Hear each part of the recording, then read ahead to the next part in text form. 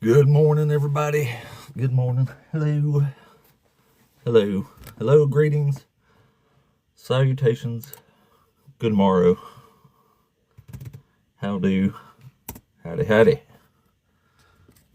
Welcome in to the channel where you can watch an undereducated hick from Alabama perform an intellectual takedown of the Christian faith, doctrine, and logic for your entertainment.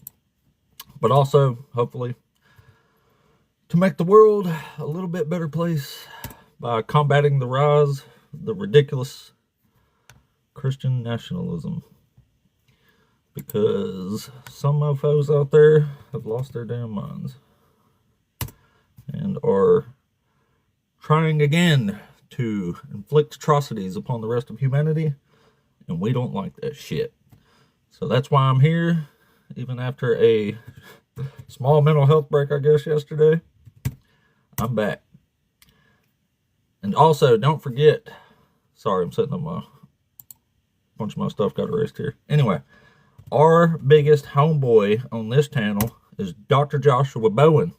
And our biggest homeboy gets a shout out every stinking day from me because we love our homeboy. And that is Dr. Joshua Bowen. He writes awesome books like this. You can learn to read ancient Hebrew from an actual Hebrew scholar who writes books on this shit, man. And it's awesome, and you can do it. And even if you don't want to learn a new language, Dr. Josh writes other amazing books that are specifically geared toward giving you scholarly knowledge explicitly for this type of thing, debating apologetics and such. So that's pretty amazing. And you can get any of his books, I think, on Amazon and also on Audible. Has some if you'd rather have an audiobook. So that's pretty fucking awesome. Also, don't forget to mark your calendars on October 2026, Huntsville, Alabama. The Rocket City Reason Conference is going fucking down, man. It's going down. And if you can be there, you probably should be, because it's going to be amazing. There's some absolute titanic names that will be gracing this event. And I mean some big names. So you don't want to miss that. You can get your tickets for that at rocketcityreason.com. You've got to be there, man. It's going to be awesome. There's going to be a whole, just an absolute plethora of a litany of famous debaters and stuff there. Who listens to a neckbeard wearing a fedora? I don't have a neckbeard. What the fuck are you talking about? Use your eyeballs, man. Jeez. Anyway. So, not to mention you're here listening to me right now. Let me get back. Sorry, 2 seconds. I had a bunch of my tabs got erased on my Bible here, and I did not notice until after I started the live, so I'm having to deal with it now. Anyway, I'll tell you what. Let's see. Let me, let's go ahead and bring in, let's see. We got somebody in the queue already.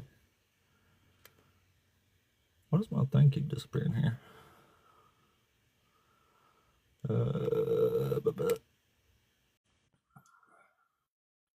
Oh, it did make it. Okay.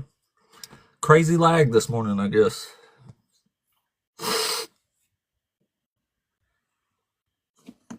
Well, it's not loading in.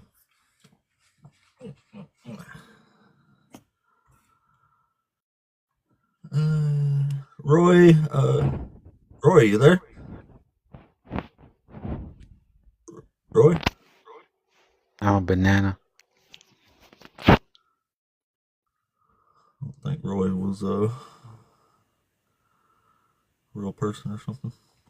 Anyway, let's try the next one. Yeah. Grand Okay. Rising. Grand Yeah. Rising, brother. What? I said Grand Rising. Grand Rising? Yeah, don't be rude. It's just as good morning. Oh, I've never heard that, man. I didn't know what it means. Anyway, Good morning. Yeah, sorry. So, yeah, so do you disagree with the prompt up here? Well, first of all, are you over 18 and are you a Christian? Yeah, I'm 32. Cool. You're one of the Christians? No, not really. No. Are you So a BHI? I'm trying to understand, like you are saying that you don't believe in Christianity, right? Yeah, but we're just debating Christians, though. Okay. You see, let me show you something. I'm gonna give you a follow to it real quick. You see, when I see people's like you with like, I'm not going to say this as a racism because I don't believe in that. None of us are different. So you see, when I see someone like you doing something like this, bro, I have to give you like a million likes and props, bro, because a lot of people, even when I go on the Christian's life and I would say things like, bro, did you know the first ever slave ship name was Jesus too? Like, did you people really know that? Don't just tell me that. They start getting out of like they're getting angry, bro. That's not something to get angry about. That's something to be like, oh, wait on, let me go research this real quick and come right back. But it's like they're blind. But I like what you're doing, bro, because I'm a black man and I'm not afraid. I'm a black man living in Jamaica and I like what you're doing, bro. I'm telling you that. Well, thanks, man. I'll do what I I can. really appreciate what you're doing, bro. Well, I Because appreciate the appreciation, man, but we're really just looking to debate Christians or BHI up here on the stage. But I really do appreciate it, man. Thanks for saying that. New guest, MD, are you there? Yo, so you're here to debate Christians? Christians or BHI? Yeah.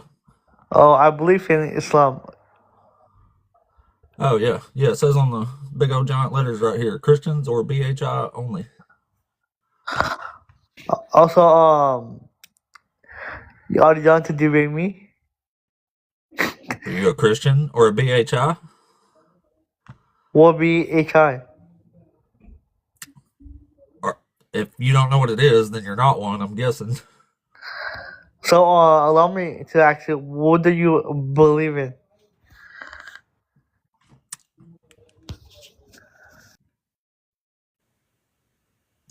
All right. If you are a Christian or a BHI, you may request a. Why?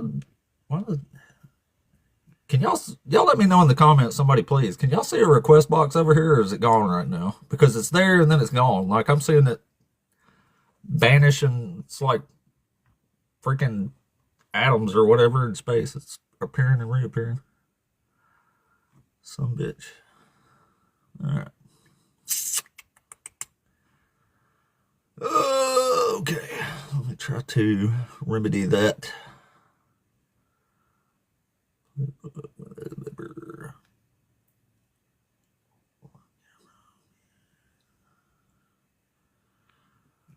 Anyway, I don't know what's happening there. Oh, well, the requests still work. I was just checking to see if it would still let people up. How are you today? Oh yeah, thank you. Doing great. Did you see a box over here? Or did you There press wasn't, the but there little is thing? one now. It says to invite above me, but there wasn't a box there to begin with. You don't have to have one there. It still shows the people down at the bottom so that people can request.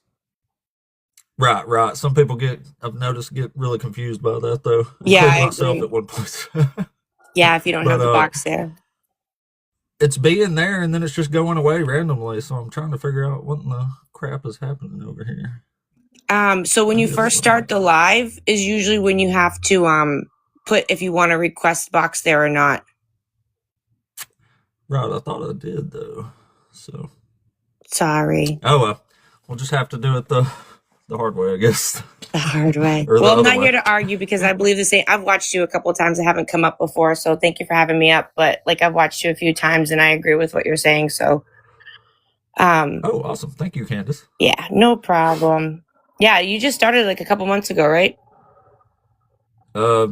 Well, almost a year ago now, but Oh, okay. I only saw you a couple months ago, but you've been doing good. So yeah. I do what I can. I do what I can. And I sure appreciate you saying that and tuning in. Yeah. So all right, well have a good day. I'll talk to you later. Back at you. Thank you, Candace. I appreciate that. So I don't know why the box keeps disappearing. I literally did that part right before I got the live there. Good morning, Casey. Hello. So if you would like to talk, you'll just have to press the little two people down here, I reckon, or either throw it in the comments that you want to come up and I'll invite you. I guess. Man, that's pretty annoying though. Like, what? There's got to be a way to change that up during the live.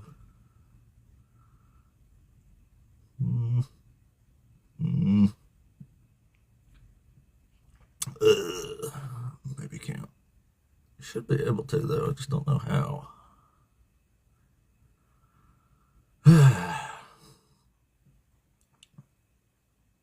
Yeah, I'm trying to figure out how to get there from the live. I thought I did that already, so but I did not. Anyway, if you are a Christian or BHI and you would like to request up to talk, either touch the little people down here since the live thing went away, or just let me know in the comments that you want to come up, and if I see it, I'll invite you. Go to the guest request, and then go to set guest request. Ah, you did it. Look at you. That was easy. Thanks, man. Somebody knows TikTok. It's about time somebody around here knew what they were doing. Because I sure don't. Anyway, let me get me some chocolate milk here. All right, now we're ready. Now we're cooking with gas. Thank you, Everlasting God Stopper. I appreciate that. Went right there, didn't I? I knew it had to be on there somewhere. I just couldn't figure out how to do it. Sorry. All right. Now we're ready to go. There is the box. It says invite, but whatever. Anyway, I think I got my tabs ready to go here. Yeah, I got it. And I think that's all of them. So yeah, anyway. Welcome back, everybody. Had to take me a little mental health break yesterday, but the algorithm is seemingly moving nicely today. Thank you, Douglas. Appreciate that, buddy. Good morning. We have been rocking for almost 10 whole minutes now, so we are awaiting the first guest of the day. I also wanted to try something a little different. If I get a guest on this topic, I'm going to switch topics back and forth. That way we can talk about different stuff for the live too. Maybe keep an engagement up a little higher there. But anyway, if you are a Christian or a Hebrew Israelite, the stage is wide open for the first time in nearly a week now. Day before yesterday, I did nearly 5 hours up on here. We had somebody the whole time. So we need that today and every day, even though eventually the goal is to run out of Christians to talk to, technically. But maybe not today. So if you would like to conversate or debate with an undereducated hick from Alabama, a low-tier atheist, a middle school dropout, come on, do it. All you got to do is touch the little thingy here. We'll discuss one of these topics here. It'll be fun. No, conversate. That means engage in conversation, which is literally the one rule I have here. You say whatever you want. I don't even care if you're saying nasty shit. Just do it in the form of a conversation, and don't say TikTok bannable language, of course. But yeah. Anyway, come on up if you like. Come on up.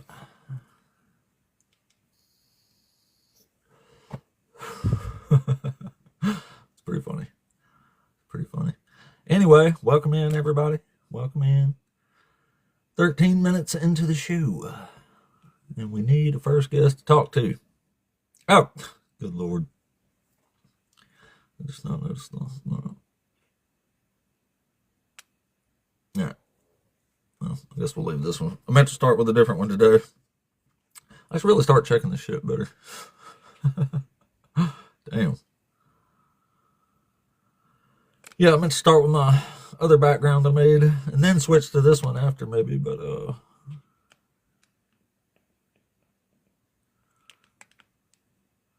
alright, here we go.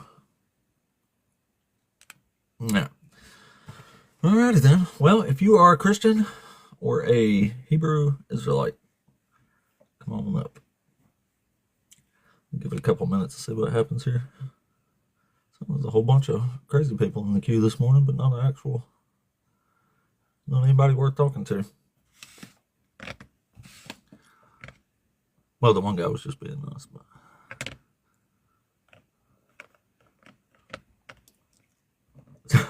Did you say to me? I didn't mean to ignore your amazing joke. Did you tell one? Here we go back. I guess I don't see it. Dr. Josh does make good jokes. Got to give him that. For a scholar, bro, he's pretty damn funny.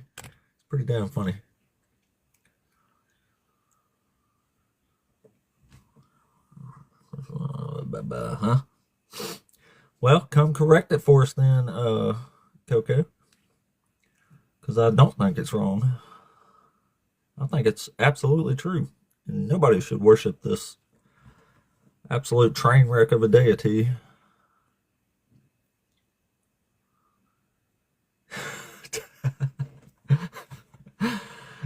That's only funny if you're dirty-minded, Josh. And I'm if you haven't noticed, in our time together, I'm a very intellectual brain. So the kind of smutty jokes isn't funny to me.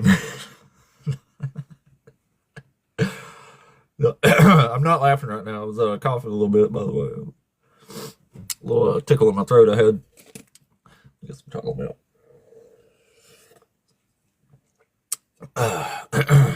No, I do know Jesus. Jesus is a piece of crap, too. In fact, let me go ahead and let me switch off here and get to my... This is what I meant to start with today, and then I was going to switch to the other one, but here's a prompt here. Yeah, pretty much. Right. Yeah. Anyway, had a really cool day yesterday. So one of my longtime clients' wife had some medical issues, so he's a little short on cash, so he was going to cancel his tattoo appointment with me, right? But me being me, he's been coming to me a long time, I was like, what? I just got a restriction? What the fuck? Wow. Anyway, don't know where the restriction came from, but whatever. So anyway, I just told the guy to come on. I was like, you know what? You're an awesome client. Just come on in. I'll just finish it for you for free. It's not like it's a whole day. It was a decent amount of time, but I was like, just come on in. So anyway, he shows up. And apparently, he didn't bring me money, but he did bring me some payment. And it was actually an incredible thing, because y'all know that I like ancient coins and artifacts. So look what he brought me. A whole little stack of ancient coins. Slabbed ones, too. Ain't that awesome? But something super interesting with the coins, though. I don't know if he, I don't know where he got these or what was up with it. But one of the coins here is from the province of Judea. And it's from 103 through 76 BCE. And it actually says, this is part of the biblical story. And on the slab itself, you can't see it if I hold it up to the camera, but it says the widow's mite, and it's biblical, and it brings up Mark 12, 41 through 44, and Luke 21. And that's the part where, Jesus demands that even if you're poor, you give up, 2 pieces of copper or something like that. So the widow puts in, a couple little pieces of copper. But this would have been those. How cool is that? That would have been the little copper that Jesus swindled the already poor lady out of. Ain't that neat? But there's another one, too, that's unidentified. It just, hold on, where is it here? Constantius. One of them, I guess I don't remember which one it was. One of them's not identified, but it's got a cross on the back. So I wonder if that one's, I need to do a little more research. I'm pretty excited about that. I just thought that was fucking awesome, man. Really cool. Really cool. That he brought me some biblical coins as a payment there. Not all of them. Constantius II was Constantine the Great's son. He's the one that ended up having it out with Julian, but he died before they actually fought each other. Oh yeah, and then I got a Diocletian here too. Almost forgot about Diocletian. That's freaking awesome. He was a major emperor in Roman history. He's the one that divided the empire between the East and the West. That's pretty awesome too. Almost forgot about that. That was a Egypt mint, which is actually cool. It's way less valuable than like other mints, but I don't care about that because I actually have a lot of other Egypt minted coins, which is pretty awesome. Pretty awesome. All right. Well, I think I'm gonna have to do a. I don't know why I got a restriction, so I guess I'm gonna have to do a reset. Ooh, that would be awesome. You ought to tell him to hit me up, Godstopper. I've got a few. That would be really cool. I got a whole bunch of them over here.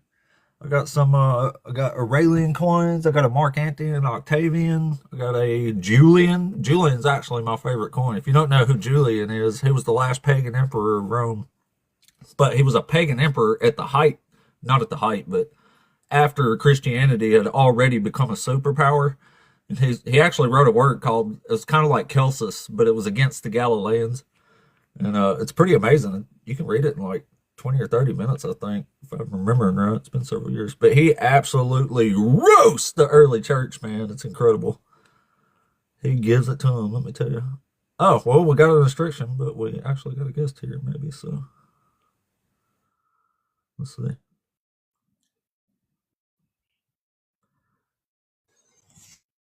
Hey, James, are you there?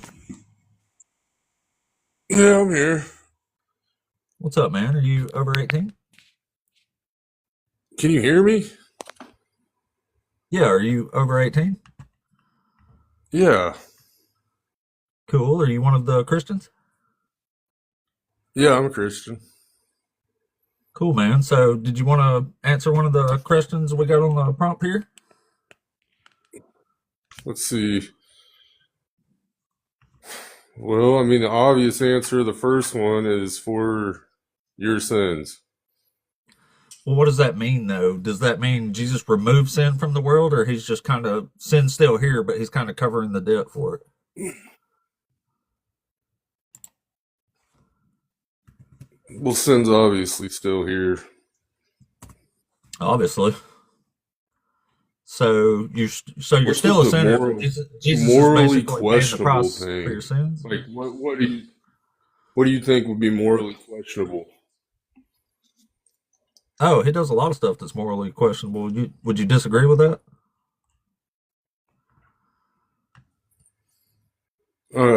Yeah. What? Okay. Example wise, like what's morally questionable? Well, there's actually several examples I got here, but let's start with the easy one. So in Matthew chapter 15, he calls a Canaanite woman a dog. What's up with that? He refuses to Canaanite heal her woman daughter a and calls dog. her a dog. Yeah. Yeah, he was just What straight up what in the what story. He's straight what up ignoring her, and the disciples are like, "Hey, she won't shut the fuck up. Will you say something to her?" And he calls her a dog and tells her to get out of there. And she says something witty, so he's like, "Yeah, okay. Since you've admitted that you're a dog, I'll heal your daughter for you." And then he does. so he heals the daughter? Yeah, So the mom's being a problem and he heals the daughter. Sounds like she got a good deal. yeah. After she got called a dog and was made to admit that she's a dog, then he healed her daughter. Well, have you ever called anybody a dog or something questionable? Not like that, I haven't. Oh, I'm sure you have. Am I Jesus, or are we talking about Jesus here, man? Well, I mean, there's different conceptions of it. I don't. I mean, yeah. So what? You're just trying to say he wasn't perfect? Oh, I know he wasn't perfect. He does morally reprehensible shit. This is just one example. Yeah.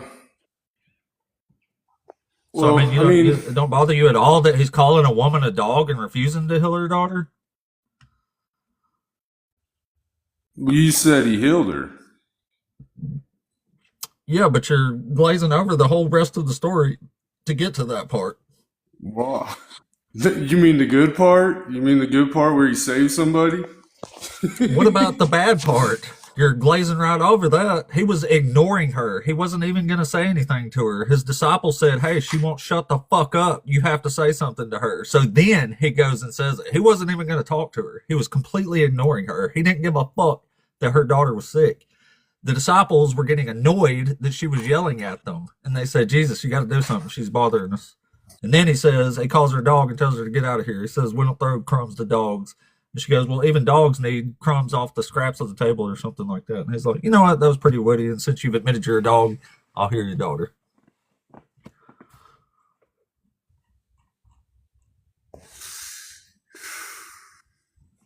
Maybe Jesus being Jesus and loving everybody could have just healed her daughter right off the bat. Why go through the rigmarole of ignoring her and calling her a dog and making her admit she's a dog before he heals her? Yeah, I don't know. Maybe situations have to be right before things like that can happen. Maybe he had to humble the lady. It sounded like she was already humble. It just sounds like it was almost like kicking her while she was down. Not to mention, Jesus says in that cute little passage there, he tells her straight up. He says, I came only for the lost sheep of Israel.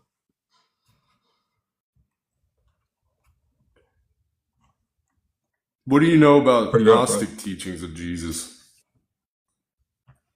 Know a little bit, but what about it? Well, I mean, because I came to believe in Jesus later in life. I wasn't necessarily raised around church and a bunch of Christians, which seems to be a lot of the people I meet like you end up with a problem with Christians because of those types. People that were raised in the church have bad experience with pastors, preachers, judgmental Christians, but the truth, the nature of reality seems to be more aligned with Gnostic teachings of Jesus. Oh, so you go off Gnostic Gospels. I know you're kind of going after, well, it's a mix of both. You got to kind of like, I don't want to say pick and choose. I mean, honestly, you probably have more familiarity with the Bible, the strict canon than I do, because I came to it late, and and I read stuff here and there, and I pick and choose, and it's yeah, I don't get real into like the stuff you're picking out, and like, oh, I'm gonna have a problem with this because this doesn't make sense, and I'm gonna have a problem with that. But the nature of reality does seem to be more aligned with like Gnostic teachings, like the stuff with, if you get your inner world right, your outer world's gonna reflect that. Well, that's Kind just of like the philosophy principles stuff. in But AA, I'm NA, just talking about, 12-step groups. yeah. I'm just talking about Christian doctrine, not really Gnostic or regular. Like, I have serious problems with some of the stuff Jesus is saying in the Bible here. Like, also in Matthew chapter 15, he chastises the Pharisees for not putting their children to death like the law of Moses commanded them to do. So, yeah, I have a serious Which part problem was with that? It's in Matthew chapter 15. It says the Pharisees came to Jesus and they said, why aren't you washing your hands like the tradition of the elders told you to? And he calls them hypocrites. Instead of answering their question, he poses a question back to them. He says, why are you setting aside the commands of God for the sake of traditions? So he's calling them hypocrites because they're accusing him of breaking tradition while they're breaking the commands of God, right? Well, I mean, so that seems like he's just shining a light on their hypocrisy, not taken literally, like, oh, He go is. kill your kids. It's kind of like, so That's he's just exactly making what them he's look doing. foolish. Well, why does he bring up the command that they're setting aside and not doing as a law about putting disobedient children to death? Because they're following the law. They're trying to follow the law so strictly. See, he was wandering around trying not to be crucified and spread his message. So he was having to be wise as a serpent, but harmless as a dove. So he's outsmarting them with his words and his points of view. And maybe it doesn't make sense to them, but the people around him, it shines light on their hypocrisy, and they're going, oh, okay, so maybe these guys, like a modern day, what do you call it, apostate preacher or pastor, doesn't need to be followed either. Or the leaders in Israel. Right. So that was wrong what you just said. He's not chastising them for keeping the law. He's chastising them for not keeping the law. And the law that he says they're not keeping is about putting children to death. He's saying you're not doing this. He's saying you're nullifying the word of God. You prefaced it right, but you said right before that they were pointing out something that they were trying to use against him. So then he's just turning around and going, hey, well, if we're going to be strict about this shit, then, that kind of thing. Yeah. That's what I started with. The Pharisees come to Jesus and they say, why aren't you washing your hands like the tradition said to? And he's saying, why aren't you keeping the law like God said to? And God said to put your damn children to death if they speak evil of father and mother. So he was pointing out their hypocrisy, like you said. So it's more like that's exactly he's what just making them look like their hypocrisy not is not keeping the law of God and killing their kids like God told them to.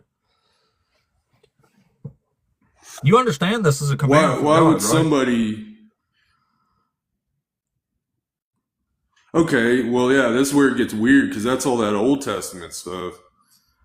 Yeah, but this is in the New Testament, and Jesus is chastising them for not doing it. This is Jesus's literal words right here. He says, "Why do you break the commandment?" Hold on. It says, "Why do you break the commandment of God for the sake of your tradition?" For God said, "Honor your father and your."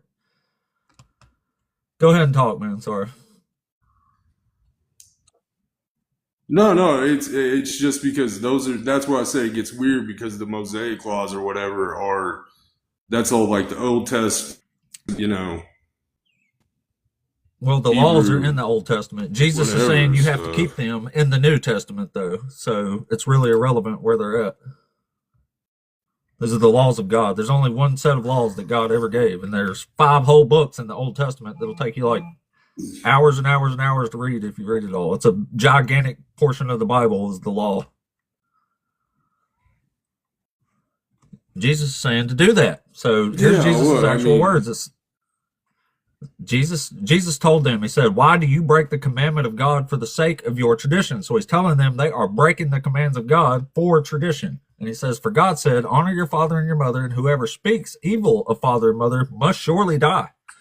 So he's calling them hypocrites because they're not killing their kids like God told them to.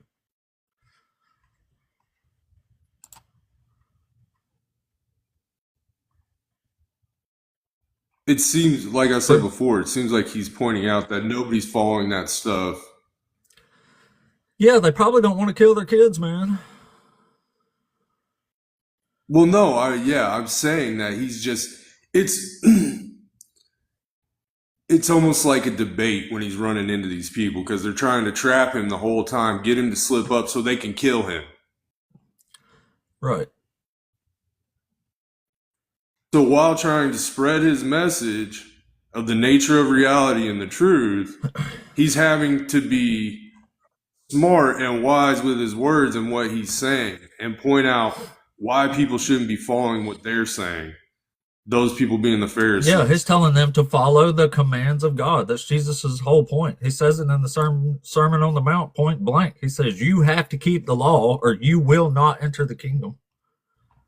He says, whoever keeps the most of these commands and teaches others to do the same will be called the greatest in the kingdom. So his entire message on the Sermon on the Mount was you have to keep these commands to get to God. That's all he says. He doesn't say, I'm going to die and forgive everybody.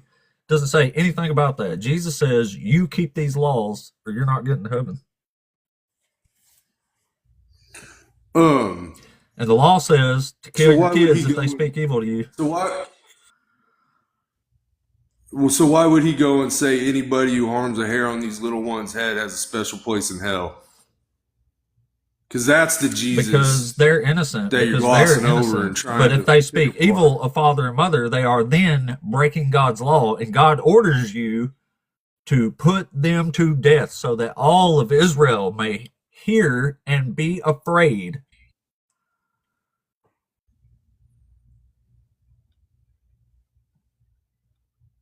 So maybe that old Canaanite god that the Israelis shouldn't have been following was the one the Pharisees were worshiping. And maybe It was the God of Abraham. just It was maybe. Yahweh. It was the same God. eh, Have you ever read the laws in the Old Testament? I don't know. You don't know? No, I don't get into all that stuff. I don't care. So you don't care if you go to heaven or hell? Why are you even a Christian? Did you just think it Oh sounds no, cool I mean, to like sign up for the Christian club? Did it like get you a job or something? no. You like I said, you're picking apart this stuff that I mean, how many Christians do you know are following Old Testament laws? Do you know I don't know any any that go by Christians that that stuff? follow any of what Jesus said personally, but I mean that's kind of the whole point. That's the Christianity teaches you that you're worthless if you don't believe the right stuff. It teaches you it's cool to be poor and to be subservient to masters if you're a slave. Like, this is what Christianity actually teaches. Christians don't actually think that. Christians will come up here and say, oh, we've all sinned and fallen short. We can't actually do it. That's why we need Jesus. So you're literally saying you can't even do what Jesus taught, and you want everybody else to sign up to also not do what Jesus taught. It's a gigantic, really bad joke is what it is. So the laws of God say a whole bunch of horrible shit. So I think the whole point of Christianity is they think that they got out of keeping this law thanks to what Paul said. Unfortunately, Jesus doesn't agree with Paul. Jesus never says anything like the stuff that Paul's saying. Jesus says you have to keep the law to get to God. Paul says the law is abolished. So who are you listening to?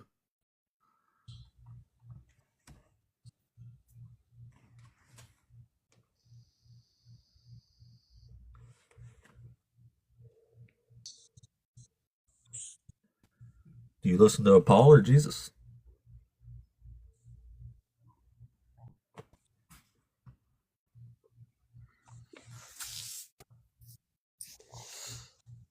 Hello?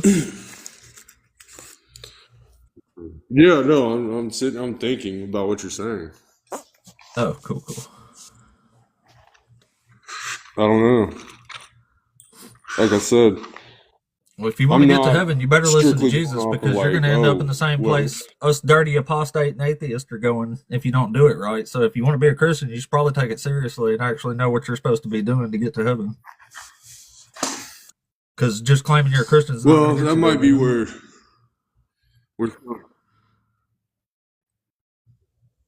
You broke up a little bit, sorry.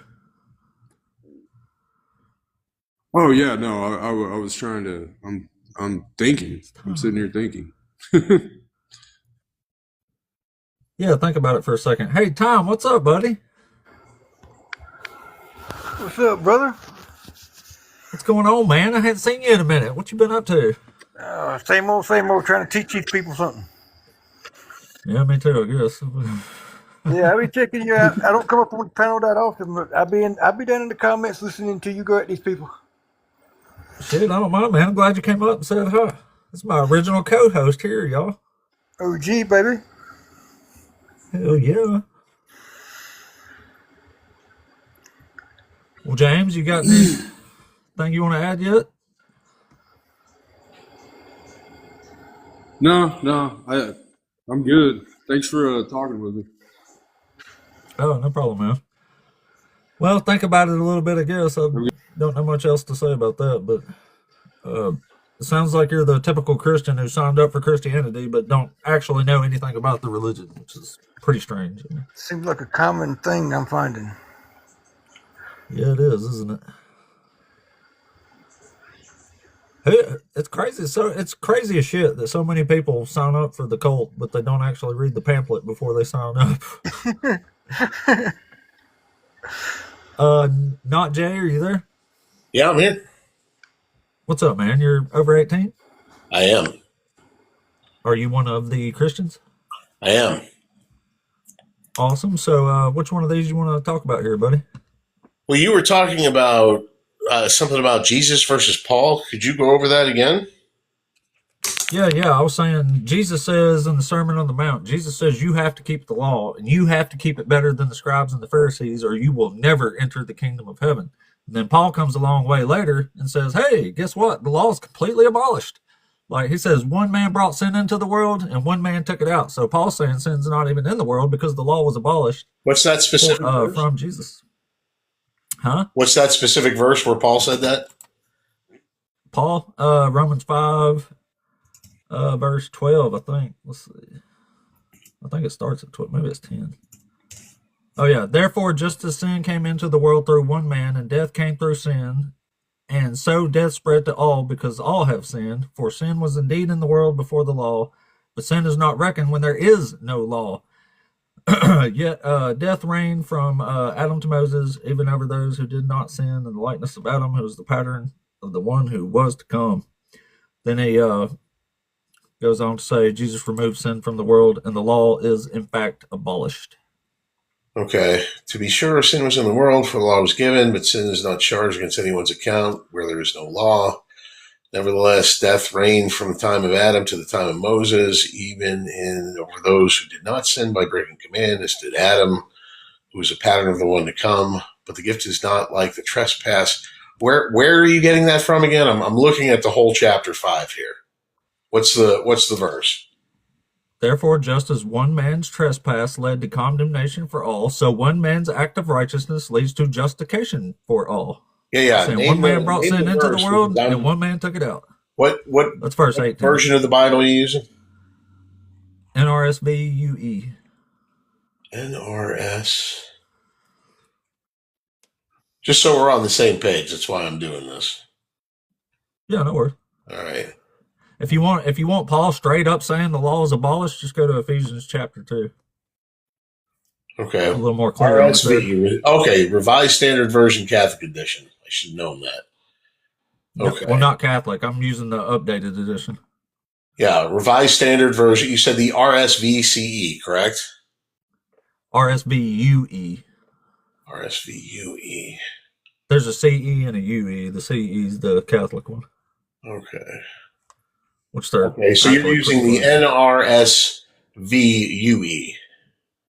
Yeah. Newly revised standard version, updated edition. Okay. And what verse are we looking at here again? Romans chapter 5, verse 18.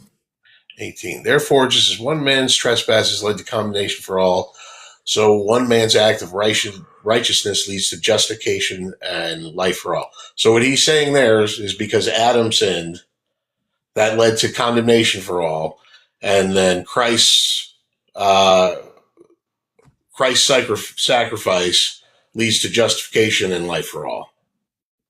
So what's your point there? That Jesus never said that. Jesus says you have to keep the law. Okay, where does it say that? Matthew chapter 5, verse 17 through 19 or 20. Yeah, so chapter Matthew 5. Yep. Okay. Matthew 5. Okay. And what verse was that? Verse 17 through... Yeah, okay. Do not think I've come to abolish 20, the law. 17 through 20, my bad. Do not think I have come to abolish the law or the prophets. I have not come to abolish, but to fulfill. For truly I tell you, until heaven and earth pass away, not one letter, not one stroke of a letter will pass from the law until it is all accomplished. What's your point? You mean what's Jesus' point? Well, what do you think Jesus' point is? It's pretty clear, isn't it? I don't think you're getting it right, so no, it's not clear to me. Please state your point. Oh, okay, well, let me break it down then. It says, for truly I tell you, until heaven and earth pass away, Right. not one letter, not one stroke of a letter will pass from the law until all is accomplished. Therefore, whoever breaks one of the least of these commands and teaches others to do the same will be called the least in the kingdom of heaven. But whoever does them and teaches them will be called great in the kingdom of heaven. For truly I tell you, unless your righteousness exceeds that of the scribes and the Pharisees, you will never enter the kingdom of heaven. So And Jesus here is this is saying pre- you have to keep these commands or is you're this- not getting to heaven. Is this pre-resurrection or post-resurrection? This is the Sermon on the Mount. And I'm asking you again, is this pre or post-resurrection? It's pre.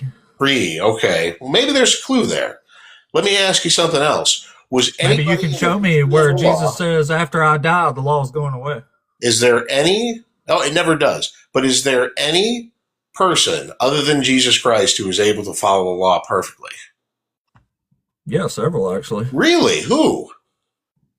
Elizabeth and Zechariah. Nope.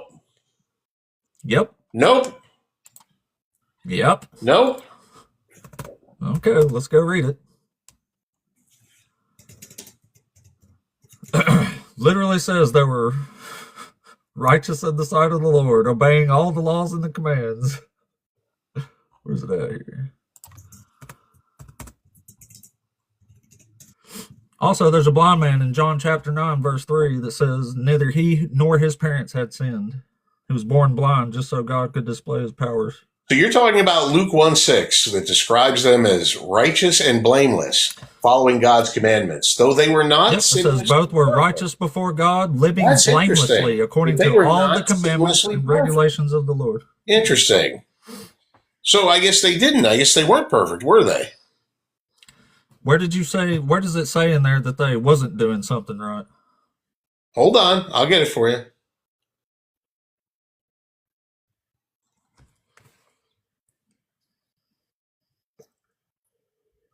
Also, Job was upright and blameless in the sight of the Lord. Yeah, and if you're reading the Bible like a stereo manual, I guess that you would probably could come to those conclusions. But it was never meant to be read that way. But I think you know that already. So it was meant to like let you add and take away whatever you wanted to make the narrative. No, you're trying but to it wasn't push meant forward. to be read without interpretation. See, the Jewish people never did that. They had the Torah, but they also had the That's Talmud. absolutely what the church Christians- people did. And the Christians aren't meant to read it without interpretation. That's why we have the magisterium of the church and the catechism. Well, I'm not interpreting anything. I'm comprehending Exactly. the words You're that's in reading the book. it like a I'm just stereo reading what it manual says and to using support words and your- definitions to to support your comprehend what purposes. it's saying. That's what Yeah. you do. So it says, you asked me if there was anybody who was righteous in the sight of the Lord, and I just showed you two. I It didn't says both say- of them are righteous I before didn't say God, righteous. I living said follow blamelessly the law according to all perfectly the and without commandments and sin. regulations of the Lord. Hey, listen up. I didn't say righteous. I said follow the law perfectly and without sin.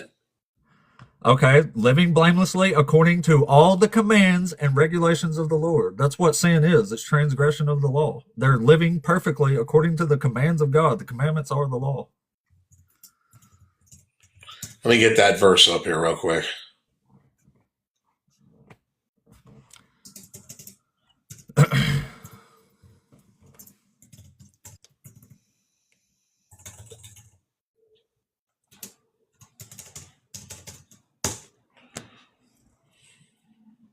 Well, I mean, what's your point bringing this up anyway? Yeah, they're described as righteous and blameless, but blameless indicates they lived faithfully in accordance with Mosaic law and were devout. Not that they were free from original sin or personal sin.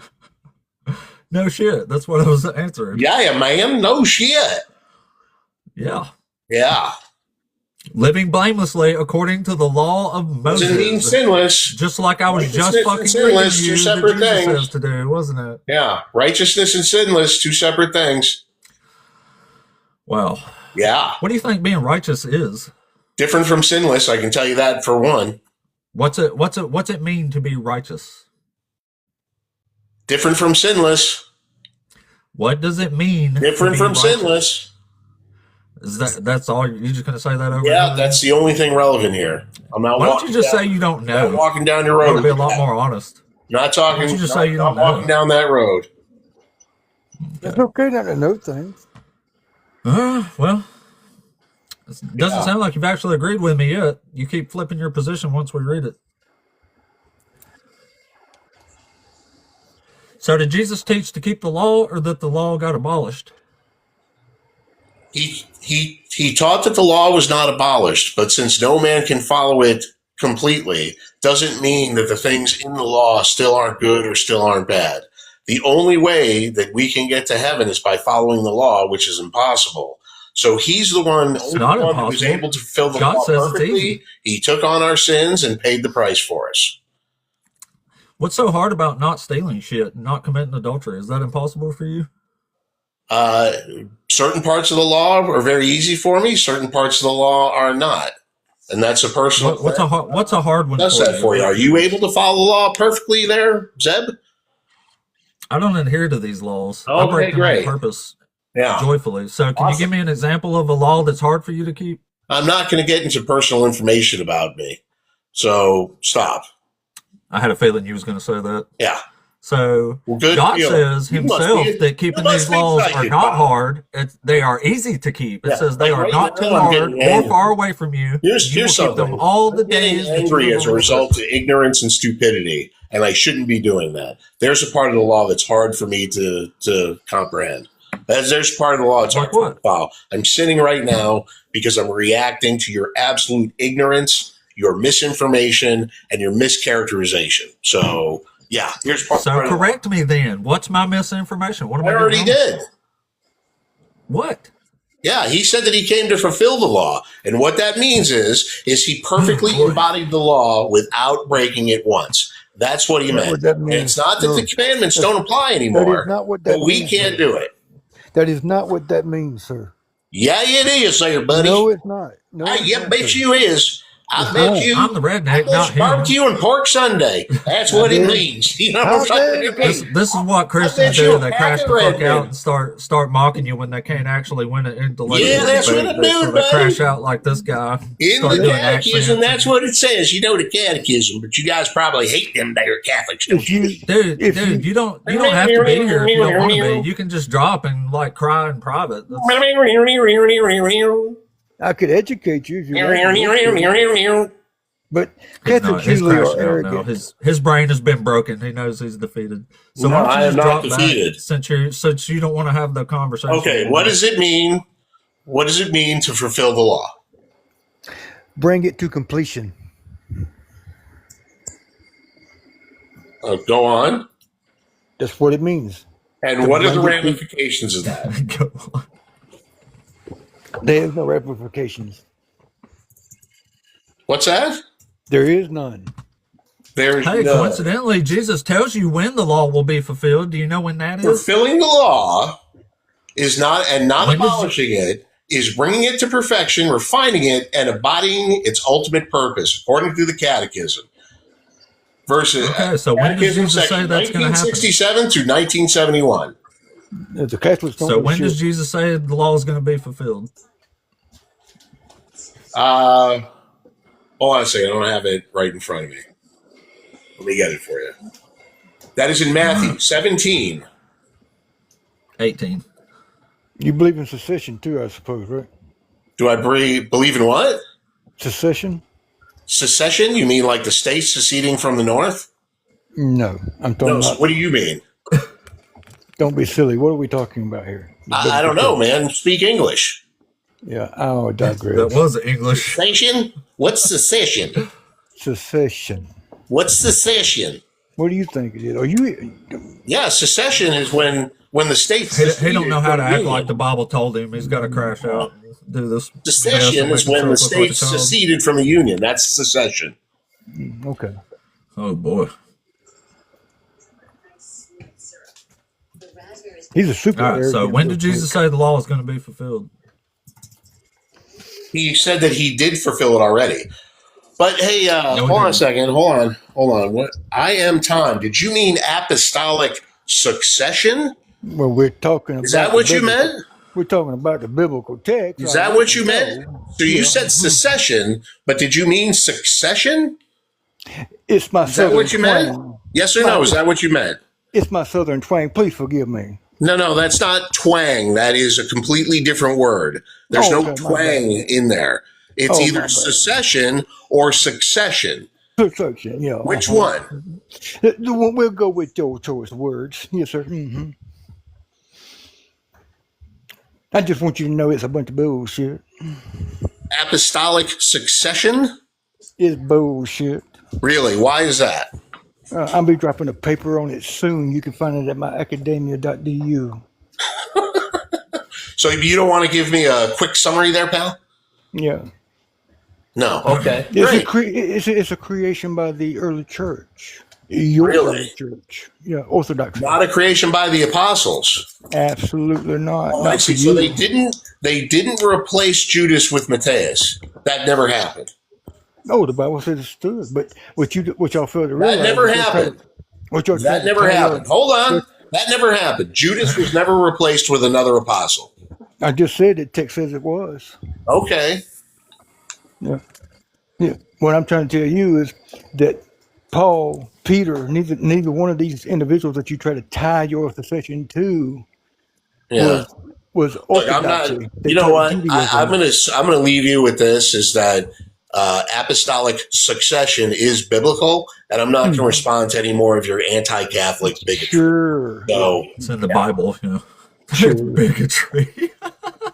Sure. Yeah. They want to be victims. He's so about as bad. funny as a They Rooster just Christians Teeth just Flea. have to be persecuted. They come on a fucking debate stage and then act persecuted when somebody challenges your ridiculous idea. no, I just Hey, gave the justification. So you want to continue the conversation, I or gave the should you just biblical- stop and go I cry gave now? the that you've been biblical mocked and ridiculed this whole fucking time. justification for it, and I ended it there. That's what I did. All right. So That's when did first, Jesus say that the law will be fulfilled? Yeah, I already told you twice now. How many times do you want me to tell you? When? Do not Well, think you got that it I've wrong. come to So you abolish care the law or to the offer a correct I've come answer? not to abolish, but to fulfill. That's 17. So when is it fulfilled according to Jesus? It's fulfilled He in tells him. you a time that it's going to be fulfilled. It's fulfilled in him. When? It's already fulfilled in him. No, it's not. Yeah, it is. Where does Jesus say, I have fulfilled the law, it's done? Do not think that I have come to abolish the law or the prophets. I've come not to abolish, but to fulfill. Just then. And then the very next line, he tells you when it's fulfilled. For truly Can I I read that tell one? you, until heaven and earth pass away, not one letter, not one stroke of the letter of the law will pass from the law until all is accomplished. He can fulfill it at one point and also have the law be established until the end of time, until the second coming, until everybody So the is. law stands, doesn't it? The law does stand.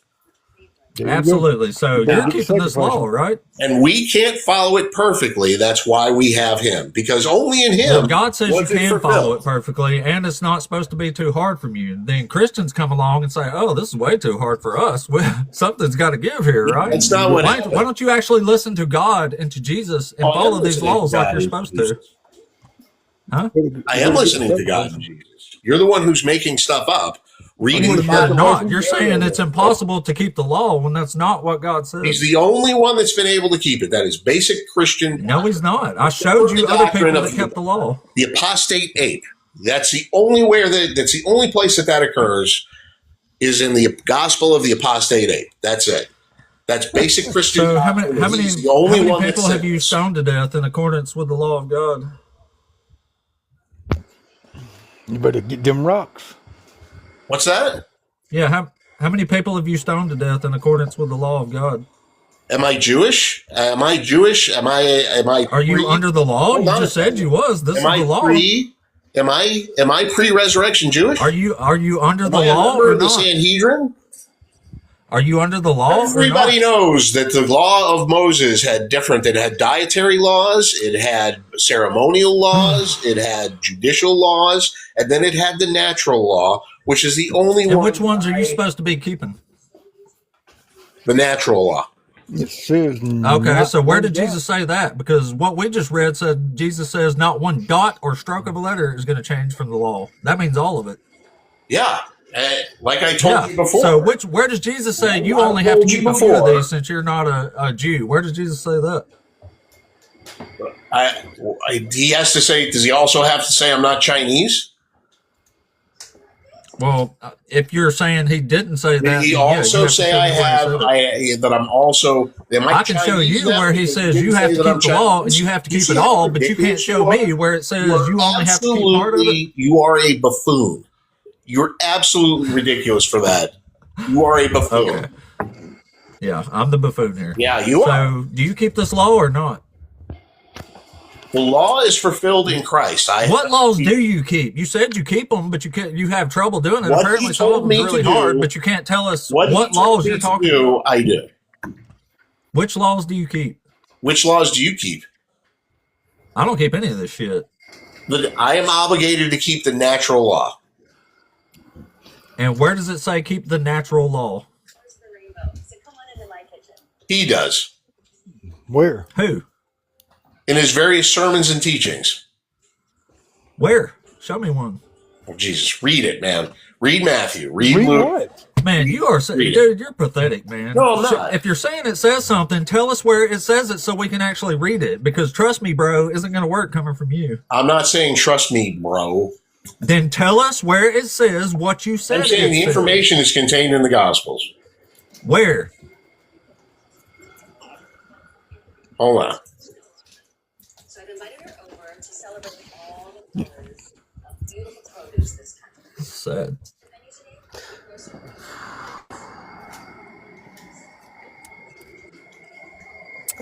You have to keep the natural law. Never Who seen that knew? one in the Bible. Hey, you learn new stuff every day. Learning like crazy right now. Hey, I gotta admit, the dude does do a good redneck impression, though, or hick, or whatever you call it. He surely does. Yeah, I do enjoy those, actually. It's really funny when like foreign people do them. Like I heard an Indian guy do it to me one time, and it was good. It was hilarious, man. I really got a kick out of it. What did that sound like? Oh, It sounded like a redneck. It was just funny coming from an Indian guy.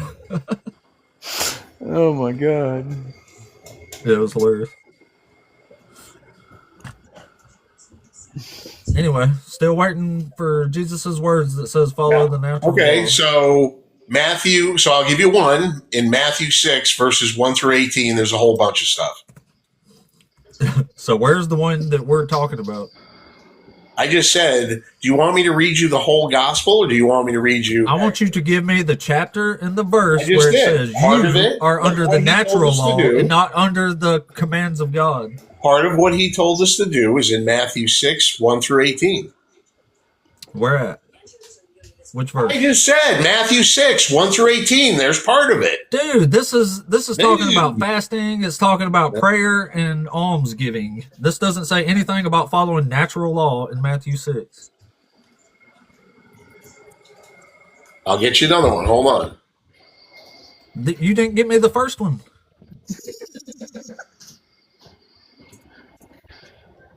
This says you're supposed to pray in private or you're a hypocrite. Which is another thing that Christians definitely don't give a fuck Jesus taught.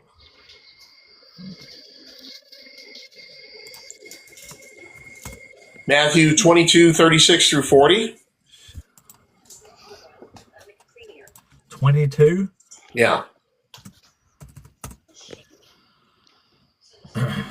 What are you doing? Are you just Googling stuff? And I'm looking in the scriptures right now. all right, so which part says you're under natural law in Matthew 22?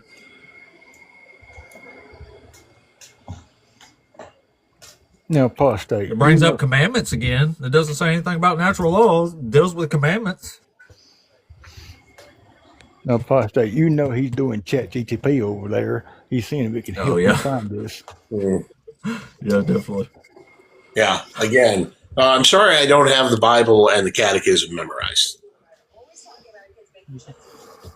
That's okay. I have a friend of mine. He's memorized over 500 pages of the Bible. He could help you out. Good for him.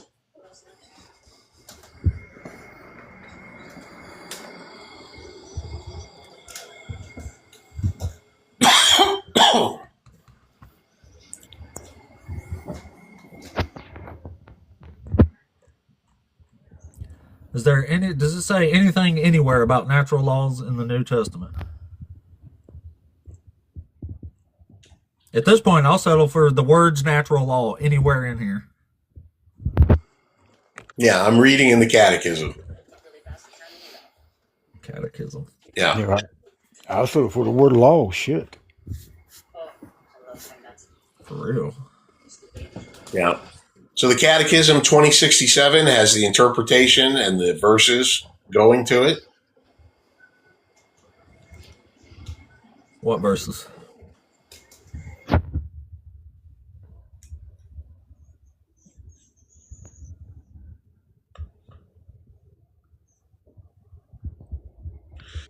Ten Commandments state which is required in the love of God, the love of neighbor. First three concern the love of God. Hold on.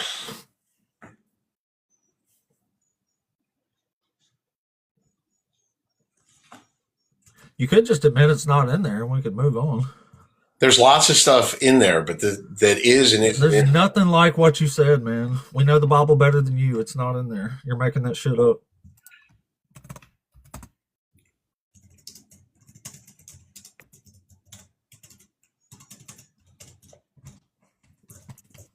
I mean, you said there was nobody that was righteous according to the law in the Bible. I showed you that, so you were wrong about that.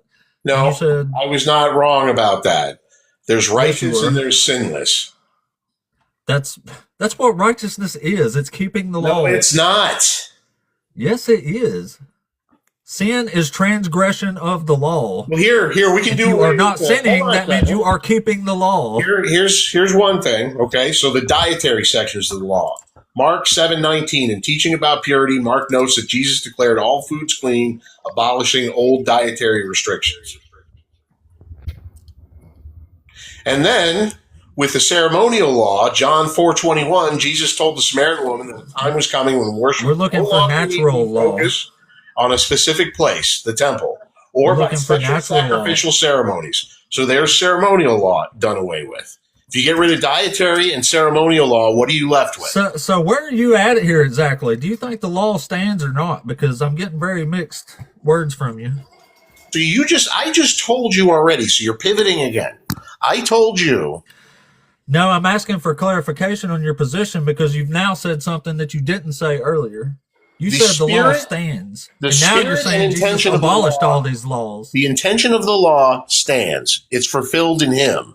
He did away with certain parts of the law, saying they no longer need to be followed because they're fulfilled in him, and he will take our place as sinless because nobody was able to follow the law perfectly. So the abolition, again, and I'll tell you this again, really listen this time. For example, the dietary laws are done away with when he, as God, notes that Jesus declared all foods clean.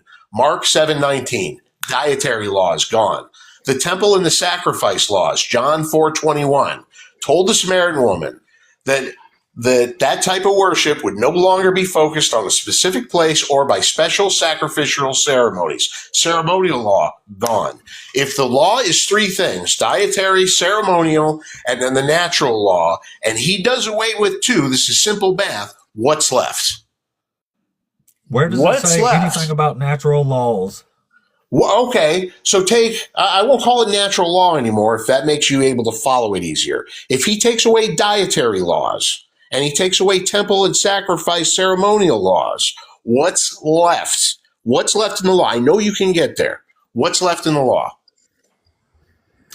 What's left I in just the don't law? understand why y'all never listen to God. Like, What's this is so left crazy. in it? This is God talking. Don't try and deflect. What God is says left? to keep all the laws. What Jesus is says to left? keep all the laws. Except so that your he didn't say incoherent that. babbling right now. isn't Except gonna that get he you out didn't of all say the stuff that. they You're say. deflecting. Yes, He didn't say did. that. So you telling me Not when he one said dot or stroke of a pen When will he pass said- from the law. He's literally telling Yeah. you And that what not that's one dot interpreted or as stroke of a is the letter will intent of the pass law. from the fucking law. It's pretty intent clear of the it should law. be anyway. So reconcile that with Mark 7:19. Reconcile that. Reconcile that. What There's does a he bunch say? of contradictions in the book. What buddy. does he say in Mark Hey, I know what God 7:19? says. You wanna What does he you wanna say? hear what God says? God says, "Be careful to obey all these words that I Mark command you, so that you may 7:19, go well what with you does and your he children say? after you forever." Because What keeping does he these say laws, in Mark all the 7:19? decrees and ordinances? are What what's gonna does do right in he my sight. say in 7:19? He's speaking, what you're talking about, he's speaking the intent of the law. What does he say in Mark 7:19? Read it. Read No. it or admit that you lost. Not. Could you please reframe and act a little bit more civil, please? No, because you're not acting civil, and I'm just being firm. I'm We have standing my tried. ground. That's plenty We civil. have tried, but you keep trying to overtalk everyone, including the host. Could you show a little grace and courteousness, No, please? I don't think I will. Well, remember I that. mean, as long as you're having the conversation, I really don't care, honestly. But I'm not a crybaby like you are. Anyway, it says, it says he declared all foods clean, and he said that it is what comes out of a person that defiles. Which means Jesus is changing the law, which means he's definitely not God, because God says his laws are perfect, and you are not supposed to add to or take away from. So Jesus is just fucking lying to you. Okay, you know what? It's impossible. If you want to do the look, anybody that actually reads these things is going to see through your crap. I can't describe it any other way. If you want to stay there, makes you feel special, then I guess you're entitled to do that. But I'm done. Yeah, God's words are really special, huh? You don't give a shit what God said. Absolutely, I do. That's why. No, you don't. Read it like No, a the stereo. fuck you don't. Because God says that Yeah. keeping these laws are what's Yeah. doing good and right in His sight. They are But you easy don't- for you, and you will keep Yeah, them all gotta go. the days Hit the you call live in, on gotta this go. earth. Have a All nice of day. them. Yeah. Tuck your tail between your legs. That was an arrogant little prick, boy. Damn. Yeah, they're crazy like that. Yeah, Mark never even met Jesus. What the fuck? Thank you, Wheezy. Appreciate that. Quite a crowd in here. All right, let's see. All right, let's bring up Leo here. Hey, Leo, you there? Yes, sir. It's a pleasure to meet you. Yeah, back at you, buddy. Are you over 18? Yes, sir. I'm 24. Awesome. Are you one of the Christians or BHIs? I'm a Christian. Cool, man. So, which one of these questions would you like to answer for us up here? Okay, so this is, what exactly did Jesus die for? Did Jesus do anything morally questionable? Was Jesus a Messiah? Well, we can tackle any one of them. So, what exactly did Jesus die for? I think he just got executed by Rome. Okay. Are you saying that from the Bible or just from historical basis? That's just from it's from I don't know if it's historical necessarily, but you could call it that. Okay. Well, no, I do agree that he was put to death, because we do see that in the earliest historical record. And however, what we do see from Jesus' own words personally, he said that he would give his life as a ransom for many, as a servant, in Mark 10:45 and Matthew 20 verse 28. So from Jesus' words himself, and even that he would give his life and draw men to himself, we do see that from at least the words of Jesus found in the Gospels, we do see that he's given his life sacrificially to save others. Right. So when he died, did he abolish sin? Did he remove sin from the world, or did he just cover the penalty for sin? Right. The death of Jesus, as understood, and some people interpret it differently, but it was to allow there to be mediation and forgiveness for sin, that through Jesus' death, that he would be the perfect sacrifice, as the scriptures spoke about the Messiah, that he would be in a covenantal role, that he would stand in place for those who are sinners, who need the sacrifice so that they may be atoned for.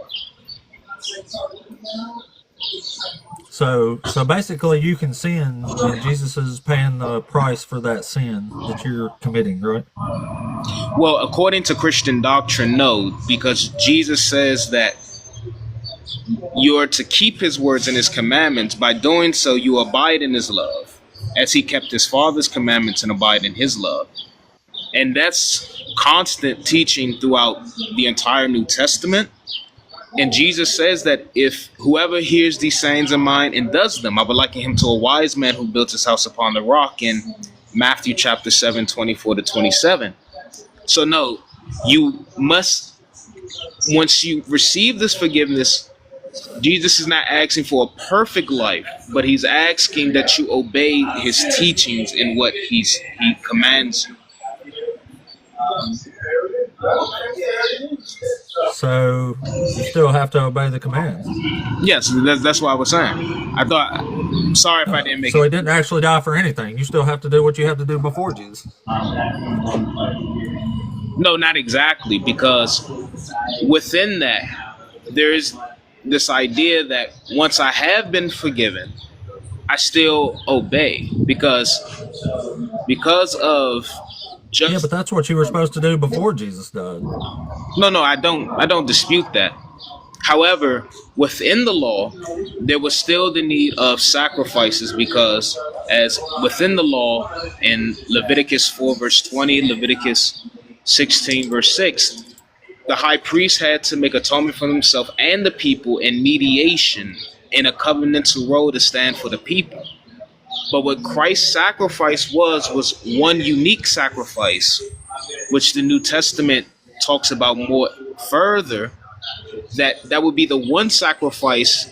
And as Isaiah talks about that he was a lamb to the slaughter and that his soul would be a sacrifice for sin. So in that, he obtained salvation through his one sacrifice, and then through that, you obey him and continue to follow him. So you're saying what changed when Jesus died is that you don't have to do sacrifices anymore.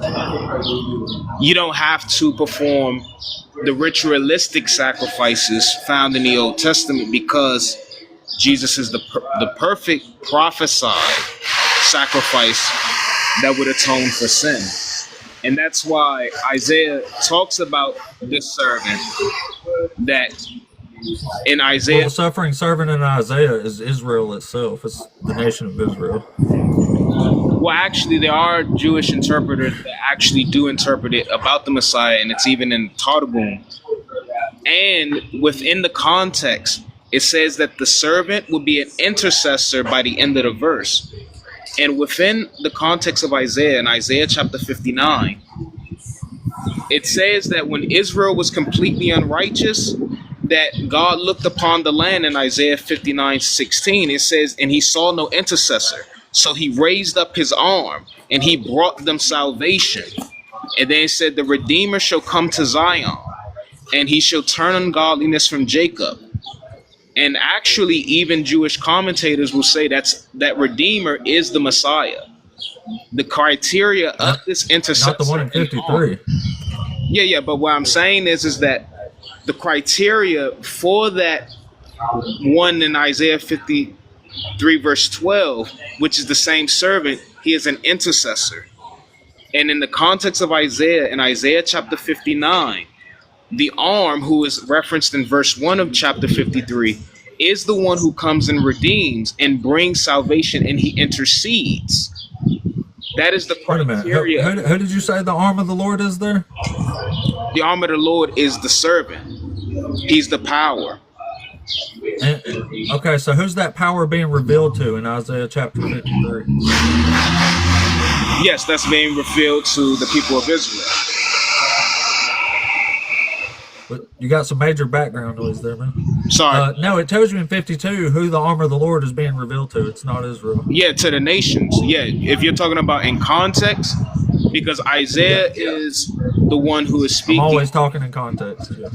Yeah. In context, you're talking about, and Isaiah said that the Lord, the nations shall see the salvation of God. And then right. But in the context, within that, it's talking about salvation of Israel from the nations in context, because in the entire Old Testament, the arm and the hand of the Lord is only known. Yeah, but when does it say the day of salvation happens? It tells you when it happens. What do you mean by that? May you please clarify? Yeah, it says when it in chapter 52 when it's talking about that, it says the Lord has bared his holy arm before the eyes of all the nations. So the entire world is watching this happen, right? Yes. And it says, and right after that, it says, depart, depart. It says they're going to see the day of salvation. It says, depart, depart, go out from there, touch no unclean thing. That's the whole point. That's what that's about. Yeah, That's the day that the exiles leave Babylon. right. That's not an issue, but within Well, it is, because this can't be about a single guy 500 years after the fact if it's about the exiles leaving Babylon, because that happened 500 something years before Jesus. well, not necessarily, because there are prophecies that are understood within the context that is not completely fulfilled. Additionally, it's talking about a particular individual, whether you want to take it about Israel or not.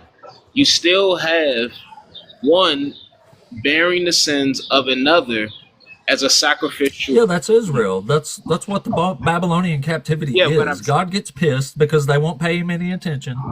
So he literally uses Babylon to enslave them and destroy Jerusalem, right? So Right. this is their chastisement. They are drinking from the cup of his wrath at this moment for 70 years. And then after those 70 years, the day of salvation is the day that the exiles leave Babylon. The path in the wilderness is literally the path back to Jerusalem from Babylon. That's what this is Yeah, talking about. I don't dispute. And there's an eternal covenant made in the next chapter, chapter 54. He makes an eternal covenant with them after they leave Babylon. So this eternal covenant was passed 500 years before Jesus. Yeah, I don't dispute that, but we both agree that Israel is the people of God. That before that, it was Israel who was the people of God, just in the context of the Old Testament, correct? Right. Yeah, yeah.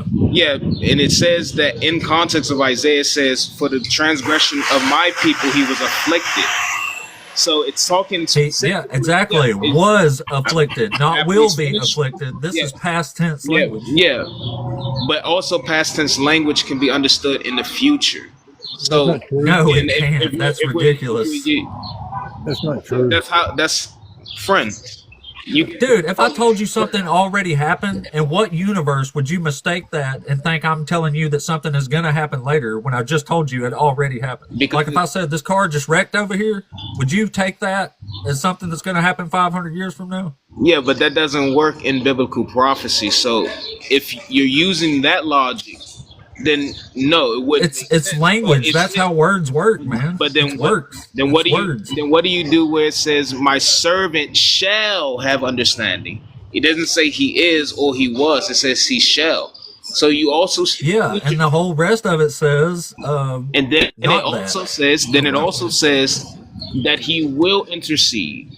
He will intercede. So my point is that if we're dealing with It biblical, says, but he was wounded for our transgressions. He was crushed for us, for our iniquities, and upon him was the punishment that made us whole. This is already done. It's a past event. The future tense comes in verse 9 or 10 there, 10, where it's talking about after they leave Zion. Then it says they will, your offspring will be blessed, because So- that's something in the future. You know it's talking about a past event when it says was, and a future event when it says will. yeah, but then it says he will justify many and he will bear their iniquities. It's Yeah. talking about the servants. So he didn't bear their Yeah, and it says they'll be justified through knowledge, not through blood. right. Knowledge is talking about his understanding, but it's No, knowledge is Right. the knowledge of them witnessing this happen. The entire world witnesses this happen, and it says kings are going to come to you, princes are going to prostrate themselves and bow down to you. Yeah, He's but talking to Israel. yeah, but how do you get? This has nothing to do with the Messiah, man. But I'm asking you, if you have sin, are you righteous? No. Yeah, and that's what he's bearing. It says that he was wounded for our transgressions. You're skipping around that, friend. You're skipping. Yeah, I know. And when the Babylonian or when the exiles leave Babylon is when the eternal covenant is forged, and it says, "I will forgive their iniquity and remember their sin no more." It's over. But is it Once the talking- Babylonians, but I'm saying, friend, is that unconditional? Is it to everyone? yeah, No, it's not. Because It is. It's not. Yes, it is. In Isaiah chapter 56, it says, anyone who will obey this covenant is welcomed into it. It says, do not let the foreigner say, I cannot be attached to the Lord. It says, if the foreigners will keep my commands, if they will not profane the Sabbath, then they will be welcomed into the house of the Lord. And that means everybody. That's the whole point of this. It says the entire world witnesses this happen. So the entire world is being saved by the Babylonian captivity. Right, but I'm asking you, did that actually happen? No, it's a failed prophecy. That's why I'm not a Jew or a Christian. I mean, it's not a failed prophecy because what we actually. Well, it is, because listen to it. May I please? It says, for a May I brief please? moment I abandon you, but with great compassion Thank you I will for that. gather you. In I overflowing appreciate wrath, for a moment I hid my face from you, but with everlasting love I will have compassion on you, says the Lord your Redeemer. This is like the days of Noah to me, just as I swore that the waters of Noah would never again go over the earth. So I have also sworn that I will not be angry with you, and I will not rebuke you. For the mountains may depart, and the hills may be removed, but my steadfast love shall not depart from you, and my covenant of peace shall not be removed, says the Lord who has compassion on you. This is an eternal covenant. Like, I don't know where'd it go. Man, I got to get the fuck out of here. Okay. He said, oh shit, he's reading the covenant. He said, shit, he's proven it. He's proven it's failed. He said, what can I do? Oh shit, he got a receipt. This is why it's so crazy to argue with this stuff though, because they're like using passages from all over the Bible to form one coherent like story, but it's impossible. Like if they're contradicting each other, like you can't say that God forged a new covenant with Israel when they left Babylon, but also they forged one 500 years later when Jesus came and died. Like that makes no sense because the last one was eternal. It was never supposed to be broken. Make it make sense. Yeah, and the last guy was talking about the damn sacrifices. Let me just a second. So when the new covenant is formed in Jeremiah, the Lord says this. It says, thus says the Lord, David shall never lack a man to sit on the throne of the house of Israel, and the Levitic priests shall never lack a man in my presence to offer burnt offerings, to make grain offerings, and to make sacrifices for all time. And that doesn't happen. That means forever, last I checked. Yeah. And that definitely doesn't happen. Eternal covenants, man. That's why the New Testament coming along 500 years after this stuff and making up a completely new story about it's just bizarre almost that people believe it if you've actually read the Old Testament. Yeah. Well, that piece you think about Jeremiah there, Apostate, that new covenant is an apologetic for the scribes going back because the first covenant had already ended at the destruction of Solomon's temple. That covenant ended then. So that's why they make a new covenant, because that one ended. Right, yeah, after the captivity. Like, literally the day that the exiles leave Babylon is the day of salvation. That's the day. It's the one. It's the only one, because after that, Jesus says, the mountains may be removed and the hills may disappear, but my covenant will not be removed. Like, so, I mean, what happened? Seems like it got removed there. They must not have got the memo. I don't think they did, actually. The temple in Jerusalem certainly didn't get the memo because in Jeremiah 31, it says it will never again be uprooted or overthrown. And last time I checked, it's not even there anymore. It's not even, yeah, it's like totally not even there. Does that count as a uprooting? Overthrown? I don't know. Anyway, no one in the queue at the moment. So if you are a Christian or a BHI and you think you can explain some of this stuff better than the last guys, come on up and talk with us. That would be great.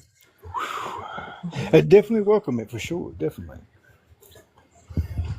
So don't have a oh boy. All right. Well, we'll try. What's up? What up, Jay? How you doing? What's up, man? Are you still a Christian? Of course. Okay. Well, what did you want to talk about today, man? The justice thing. Okay. So how are you defining justice is the question. getting what you deserve, What's the biblical definition? not punishing innocent people for the crimes of the guilty, and punishments matching the crime. That would be actual justice. It deals with fairness, equality, equity, stuff like that. What's the theological definition? Since we're talking about the Same. Bible. An eye for an eye. Son shall not be put to death for the sins of the father, nor the father for the sins of the son, but each shall be put to death for their own crimes, right? Absolutely, and they are, aren't they? No. Not with God. No, he constantly punishes innocent people. No, he He doesn't. puts the sons to death for the crimes of the father. No, he doesn't. He does. Do you know what he did to David and Bathsheba's infant son? Okay, that was deserved. By the baby? Yes, Baby Why deserved did the it. baby deserve it? because David sinned and God told him what would happen. You did hear what we just said. The son shall not be punished for the sins of the father, right? Yeah, So here, the son is being punished for the sin of the father. and that's just. Not when he said otherwise. What the hell? Yeah, he just said it's not wait. just. So you're No, saying it's it is not. just now? Yeah, everything God does is just. Well, how come God says it's not just to punish the son for the sin of the father, and then God proceeds to do it? Because he does what is just. That's called But he said it's not just. Well, he punished David for what he did to Bathsheba and Uriah, so he took his son. So what? But that's That's not justice. punishing David. That's punishing the child. It is punishing David. Yeah, after making it suffer. Your God made a baby suffer for a week and then die. When it had nothing to do with it. You can't seriously think that's justice, do you? That is justice. How? Because whatever I said, whatever God does is just. No, that's pleasure pleading to God. Yeah, so if God ran through a pile of babies with a samurai sword slicing them up, that would be justice? Please say That's a no. hypothetical. Well, still, you're saying whatever God does is just, right? Yeah. So would it not be just if God ran through a pile of babies with samurai swords, slicing them up as he went? Well, I mean, he doesn't do that, so that's a But what if he did? I mean, he drowned everybody supposedly in the flood. That's innocent babies that had no kind of inquiries on nothing. But he genocided them too. So I don't see why that's not. not genocide. Well, it's like Fizzletop said. He might not have did it with samurai swords, but he did it with scimitars and shit. Yeah. The flood is another just extermination. What? The flood, like I just said, the flood is just God's justice dealing with sin.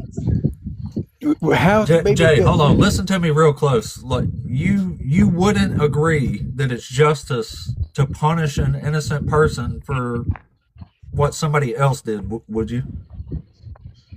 Not normally. So what? How can it possibly be justice if God is punishing innocent people? Because they're not really innocent. The child not Well, they're innocent of the crime that they're being executed for.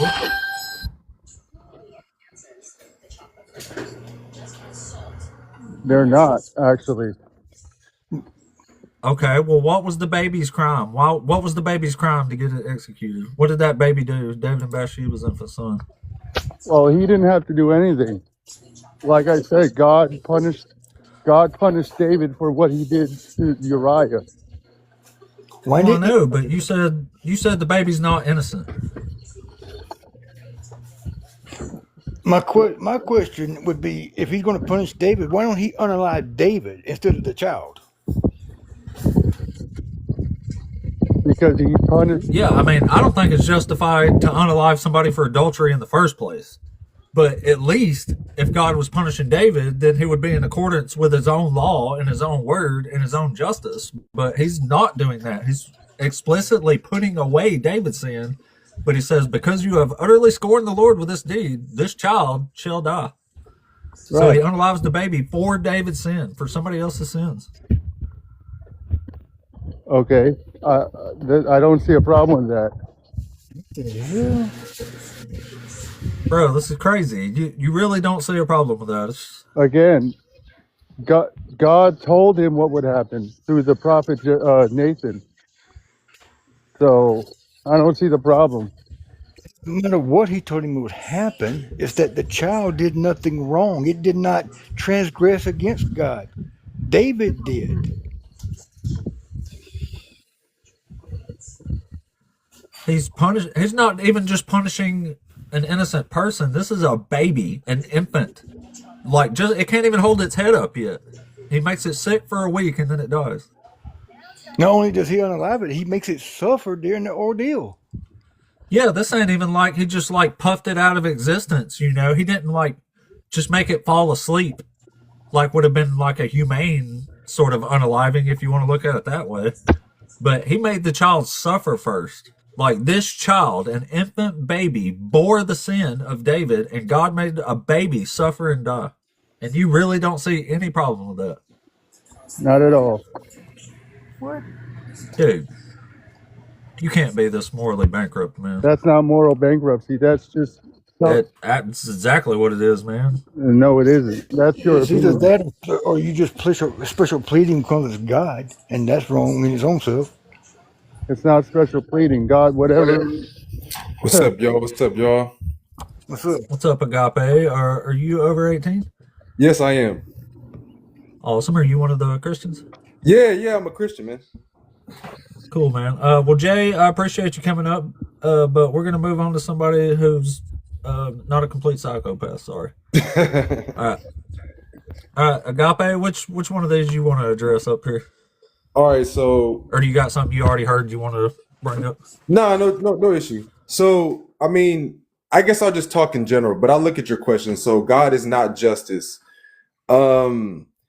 I don't know, man. We got laws, we got rules. I mean, you just mentioned the term morality, right? We have an objective term for morality, which if you don't believe in creation, you have to establish where morality comes from as an origin to even establish that it's a thing. So to me, as a Christian, that establishes that God, at least in his nature, is a moral being or moral force. And then that morality being present in our mind and our conscience in our world is evidence that it's an objective thing. It's not subjective. We don't determine what it is. It's universal. To me, that is evidence that So if something's objectively wrong, it means it's wrong no matter what, right? yes, but go ahead. I don't mean to cut you off. Yes, if something's objectively wrong, it makes it wrong no matter what. Okay, perfect. So if God is punishing an innocent baby here for the crime of a guilty person, that's objectively wrong to unalive innocent babies, isn't it? Well, from our perspective, right? Because our morality is realized from God. So our morality, again, based on what I was saying earlier, I don't know if you followed that, but I'm saying that morality, even being a thing for us, if we don't subscribe to evolution and we don't say that we came from fungi, which fungi does not have morality. Fungi is not talking about who steals, who kills, who rapes, who kills a baby, right? That's only a thing Yeah, I'm talking about amongst God human doing those species. things. Yes. So, but I'm just trying to say, if you follow the pathology of evolution and not creation, then looking at what God is doing to a baby, whether he exists or not, shouldn't matter to you, because your origin It matters a lot to me.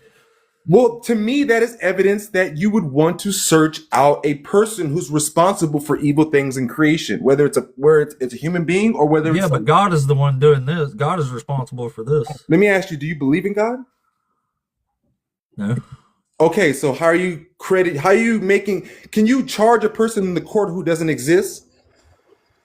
No, and I wouldn't try to. Okay, so how are you charging God with guilt for killing a baby if in your mind he doesn't exist? I can't. Because the book says he did it, and you believe he did it. So I'm arguing with you, the one who believes it in the book, is what it says happens. I'm not really debating the existence of God. I know, but that's where I the can two grant you worlds it can't exists connect. if it does exist. But you remember earlier when you said But if I can't if produce something is evidence objectively that wrong, it exists, This is a literary. That's fine. That's fine, but that's not what I'm really here to debate. Like, you said if something is objectively immoral, then it's wrong no matter what. So how is God doing the objectively immoral thing? So let me ask you not this: wrong? Who establishes that causing harm to a baby or killing a baby is wrong? Right? Where did that originate from? Who ultimately established? Like you established that your own self? Yeah. Moral. You Yeah. yourself. So you're the authority on what's morally right and wrong in this predicament. Like you I are didn't the say sole I'm an authority, but I do have You are an morality authority. You're myself. making I'm a an statement. individual. Yeah. You're making an assertion that killing a baby or harming a baby is wrong. I'm saying, who taught you that? No, listen, I asked you earlier if it was objectively wrong, and you said yes. You said it's wrong no From my matter what. And then I'm perspective, showing but you an example of your God doing this, and I'm wondering now why you think it's not wrong when God does it. But I'm trying at the very same time. Yes, I do agree with you on the moral aspect, but I know why it's wrong morally. You don't know why it's wrong morally because you don't subscribe to morality having an origin. You're the origin. Dude, you listen, no, you don't have morality. You have commands from a God. That's not teaching you moral standards. That's saying, hey, I don't like this shit. You don't do it. That's not a moral. That's not a moral. It's a command. You're just But following what you perceive as my commands from God. feelings confirm and they are engaged. It's not just the external command. I am agreeing that I believe and feel like that's wrong. It's not just the external me too. command determining to me like a robot, oh, I'm going to push this button, you're going to do this. I have volition here. I have a will here. And I have my Yeah, own I mind. do too. And I just really, really feel like making babies suffer for other people's crimes is not justice. Don't you agree with that? Making a mother suffer to even bring a baby into the world. I mean, that's endless. All of it is you can't just pick Yeah, one and scenario. God, it's God's fault. Like, how do you not see that? God is doing these things. He's the one that's I'm the not- evil, the immorality. It is God. So you're agreeing with me that suffering is evil. That suffering itself, like suffering has I'm no moral saying implications. making someone suffer is evil if it's not necessary. Let me ask you: Is life good? Or is there anything good about life? Anything Look, at all? Can you just answer my question and then you can ask me the Yes, question? yes. I'm sorry. What was your question again? My question is God morally wrong for unaliving this baby after making it suffer for a week for what David did? I won't agree that God is morally wrong, but I will agree that God is Well, exclusively then you don't responsible. have objective morals, because that's why I asked you that to begin with. If it's wrong no matter what, you said you agreed with me. You said yes, it's wrong no matter what. So now you're saying it's right in a certain No. instance. Well, so I'm now you do separating not have an e- objective moral. You have a subjective moral, because sometimes it's okay to unalive babies and make them suffer, right?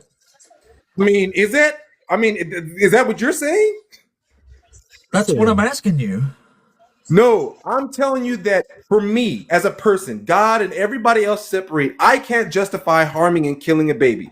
That is the premise of my choice. It's not based on what somebody else Absolutely. does and what I feel about what they do. It's would I do it and could I sleep with it and could I live with it? That's first.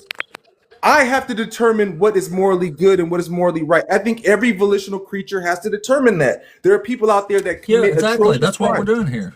Yeah. All right. You did it. So because we don't all agree on what's moral because we're all different, we still have to establish what morality is in essence, regardless to where we agree morally or not. If we can establish what it is in essence, it's good and evil, and then determining what is good and evil just becomes that person's moral compass. So the Bible gives me a moral compass. It doesn't You make just me said- go through life trying to feel through and experience everything evil, You- determine what's good. Yeah, but based you just upon- said God is immoral. So why would you have a moral standard You that's said God in was fact immoral. I am separating. No, you evil- agreed with me. Did you not agree with me? I agree with you that everything that happens that's evil is evil, and that it originates from evil. I don't think evil And God originates is doing from the God. evil. Huh? Yeah, God's doing that. Yeah, God's doing the evil. God, read it so you can show to me why it's saying God is doing the evil. I want to hear you say from what you're looking at that God is doing the evil. God makes David and Bathsheba's infant son suffer for a week and then die because David committed adultery. It says he put away David's sin, but he says because you have utterly scorned the Lord, the child born to you shall die. So he makes the Okay. child sick for a week and die because of what someone else did. So can we agree that the evil of David is the thing that actually precedes the following evil? That David is actually committing adultery with another man's wife, a man whom he sent intentionally to be murdered. Yes, we can agree that's evil. So yeah. we can agree that the evil that is a byproduct that comes that we're blaming God for, we're totally ignoring the evil that preceded that. I'm not ignoring it. I'm acknowledging it. I'm Well, let's saying talk David about did it. that. So What should be why in the world didn't he punish David? He punished an innocent baby instead of David. That's the problem here.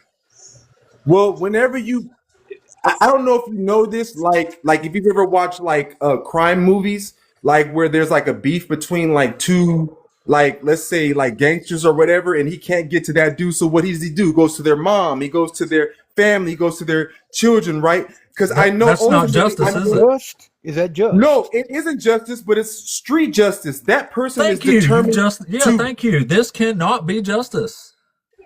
But what happens is we have not addressed, well, what is, based on your morality, what should have happened to David for committing adultery with another man's wife and having that man murdered? So well, according to my morality, yeah, I got you. According to my morality, somebody shouldn't be put to death because they commit adultery anyway. But if we're going by God's standard, then David should have been the one that was put to death for his crimes. So you agree that David should have been murdered because he went. So what about the woman who knew she had a husband? Because the account doesn't tell us that she was raped. So she might have willfully. So what is her punishment? I can only assume she was raped because you can't not consent to the king here. Well, you cannot consent to the king. There are people who are put to death because they went against Caesar. There are people that are put to death all the time because they go against government and imperial authorities. She had the ability to choose. She might have been afraid. She might have feared the consequences. But there are plenty of examples Either do it in the and world. live or don't and die. Think about America, right? Give me death or give me. That's not a free will choice, man. No, think about how America starts, right? Give me death or give me liberty. Right, you have people that that was said way after the fact. Nobody said that before independence was actually won. That was a hindsight saying. No, but we see the fruit of it as all the liberties that we have today. But much evil had to be done. But that's all beside the point. So we've established that. Okay, so based on your morality, David should die because he slept with another man's wife. Based on your morality, it sounds like this is based on. No, that's not my morality. I'm going by the God standard. No, I'm asking what is yours. You have to have a foundation to argue against. He should have been unalive. No, there should nobody. That's what I said. I said according. Yeah, I'm sorry, Tom. That's what I was saying. I was saying according to my morality, you shouldn't die for committing adultery anyway. Okay, so that's according to me, right? What should happen? But according to God, the penalty for adultery is death. And God also says, what is the penalty? A son shall not be punished for the sins of the father. So God is saying it is unjust to do what he's doing. So let me ask you this. Do you have a wife? Yeah. Okay, so, and I'm not being like facetious or weird, but if I slept with your wife, what do you think should happen to me? I wouldn't kill you. No, but what do you think should happen to me? Even if you don't know about it, do you think like karma? Do you think something evil? It's not even illegal. Like, pay me a fine. Like, I don't know. I don't think you should be set on fire. So you eternity. don't even know what justice is. You don't have a foundation for justice. You don't have consequences for actions that you are saying are evil. No, sir. No, I can. Oh my goodness. I can tell you a standard of justice. Would you like me to do that? Yeah, that's all I'm asking. What is your standard of justice so I can understand it? I'm not trying to scrutinize it. I'm just trying to say if you don't have a standard. Justice is getting what you deserve. Okay, listen. Justice is getting what you deserve. Justice deals with fairness, equality, and equity.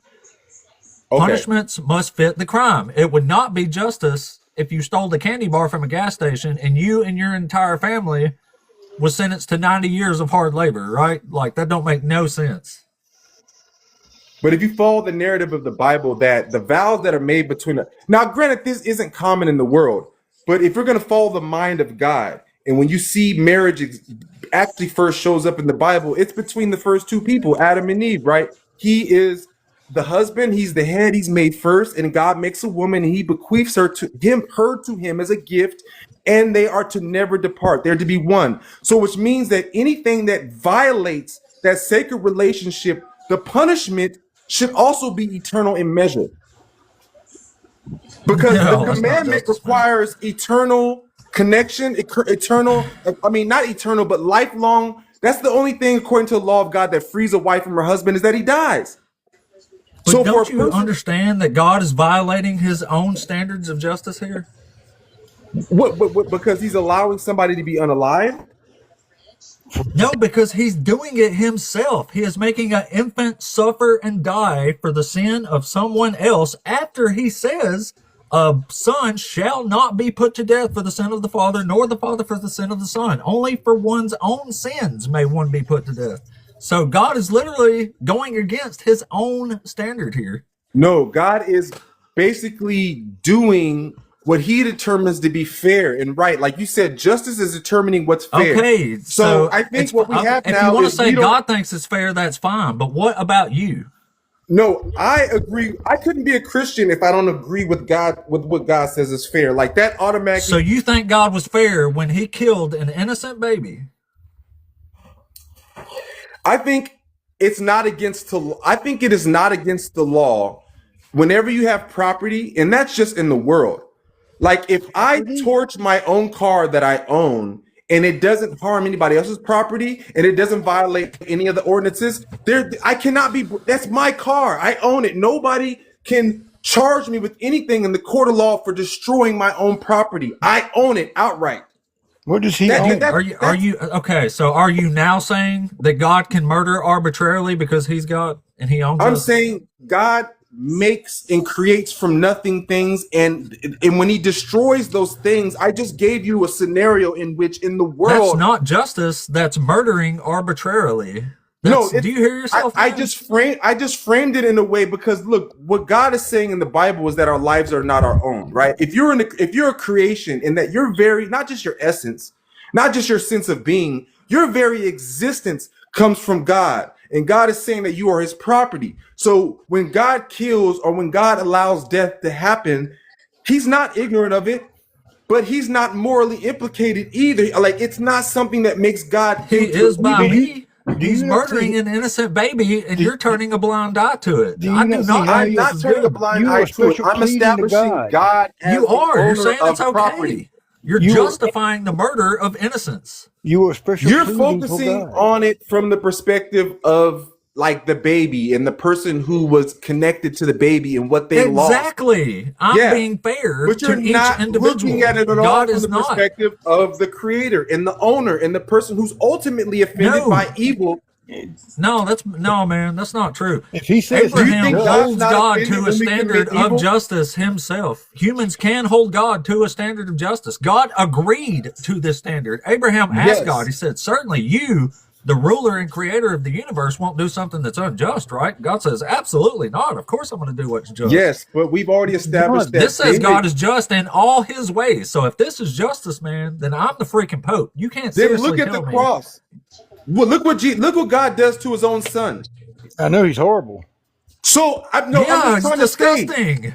I'm just trying I to would say. never torture my He own is son. not doing something to David's son that he did not also do to his son over the same issue. And this is a God that you want to worship. This is a God who's trying to paint an illustration of what evil is, how much it offends him, and then to what degree he's But willing yet to go he does to it. punish it. It offends him, but yet he does it. Make that make sense. No, God is, first of all, murder. I mean, let me be careful because I know there's certain words you can't say on this. First of all, unaliving somebody like in the context of war is acceptable because it's war. It's not the same as going in somebody's house and just unaliving them for reasons that have nothing to do with anything that is logical or meaningful. So you can't take death and causality as being the same thing universally. It's not. It's not the same thing I'm in not war. talking about. It's not the same nobody's thing in talking about self-defense. war. It's not the Nobody's talking same about thing. war. No, you're Nobody- talking about the unaliving of a baby, but you're not looking at the full portrait. You're just looking at it from the perspective of this is a death, he caused it, but you're not looking at it in terms of a war between good and evil. It's not about. God You want to is look good at? and You want to evil. see some rules of warfare from your God? Well, for one, evil is unacceptable. It's punishable by death. We see that But in the you- garden. Adam and Eve are totally ejected out of the garden. They walk away with a sin nature, and God pronounces that they will at some point die. That was not the case before they committed evil. So that is an expression of God's hatred. Did the baby commit evil? Well, the baby, unfortunately, like all babies that are born into this world, they don't choose the substance of the world they're born into. It's evil. It's evil. They don't get to choose to be born. They don't get to choose the substance of the world. So no, the baby itself This is not baby didn't get to choose to live for more than a week either. Yeah, his father made a choice for him, and his mother, and the people who, like you No, said, God made the choice. God chose to kill this baby, not David. David David's begged him choice not to do it. precedes So what God's are you action. talking about, man? just like somebody that goes into court and who's charged with committing a murder, their choice precedes that predicament, even being in there. Their choice, their action precedes Let me try that it this way. predicament. Let me try it this way. Let me try it They're this way. so desperate to take the blame away from God. Like, you know, God is the one who did this. No, I'm just looking at blame on all other sides, and I personally can't blame God if I believe that Why would you everything blame God. David for something God did? David does it. David took responsibility for it. He repents of it David himself. didn't do it. David begged him not to do it, and God No. still killed the fucking David baby. You had understand that, a right? illegitimate child, and he did it by malicious means. And he had another one right after that God loved and made a rich ass king and gave him like 400 fucking wives. He made the other baby suffer from the same two completely fucking different parents. scenarios. Two completely different You scenarios. have got to though. be kidding me. Dude, No, they are two different you're scenarios. really making me because sick to when my he stomach has now, man. Solomon with Bathsheba, that is now his wife. It wasn't his wife Is before. punishing innocence for the crime of the guilty justice or not? Huh? Is punishing an innocent person for what a guilty person did justice or not? But you are calling them innocent. Just yes or no? How's the child not innocent, bro? What the hell? The child is not innocent from the very onset because the child at some point is going to. Okay, so what crime was this child guilty of that it was executed for? Well, the child has not committed a visible crime, but from the biblical perspective, the child is That's born a called sinner. innocence. Yeah, it's a baby. that It is couldn't even hold its not- own head up. That's how you define innocence. That's basically to say that if I have lied to my wife and I've been cheating on her for 10 years, but nobody knows I'm innocent. That's basically what it says. If there's no evidence of the action, that means that Was person this is child totally pure. innocent or guilty of the crimes that it was executed for? Did he cheat Because on what his are wife? babies Is that doing? Babies are not stealing. Babies don't even know. They can't even see. Was this child innocent or guilty of the crimes that it was executed for? The baby was not executed for its own crimes. The baby was executed for the crimes of its father. Thank you. Then was God right. is not just because he is punishing innocent babies for what somebody else did. That's called injustice, and that's not love. It's evil and it's cruel.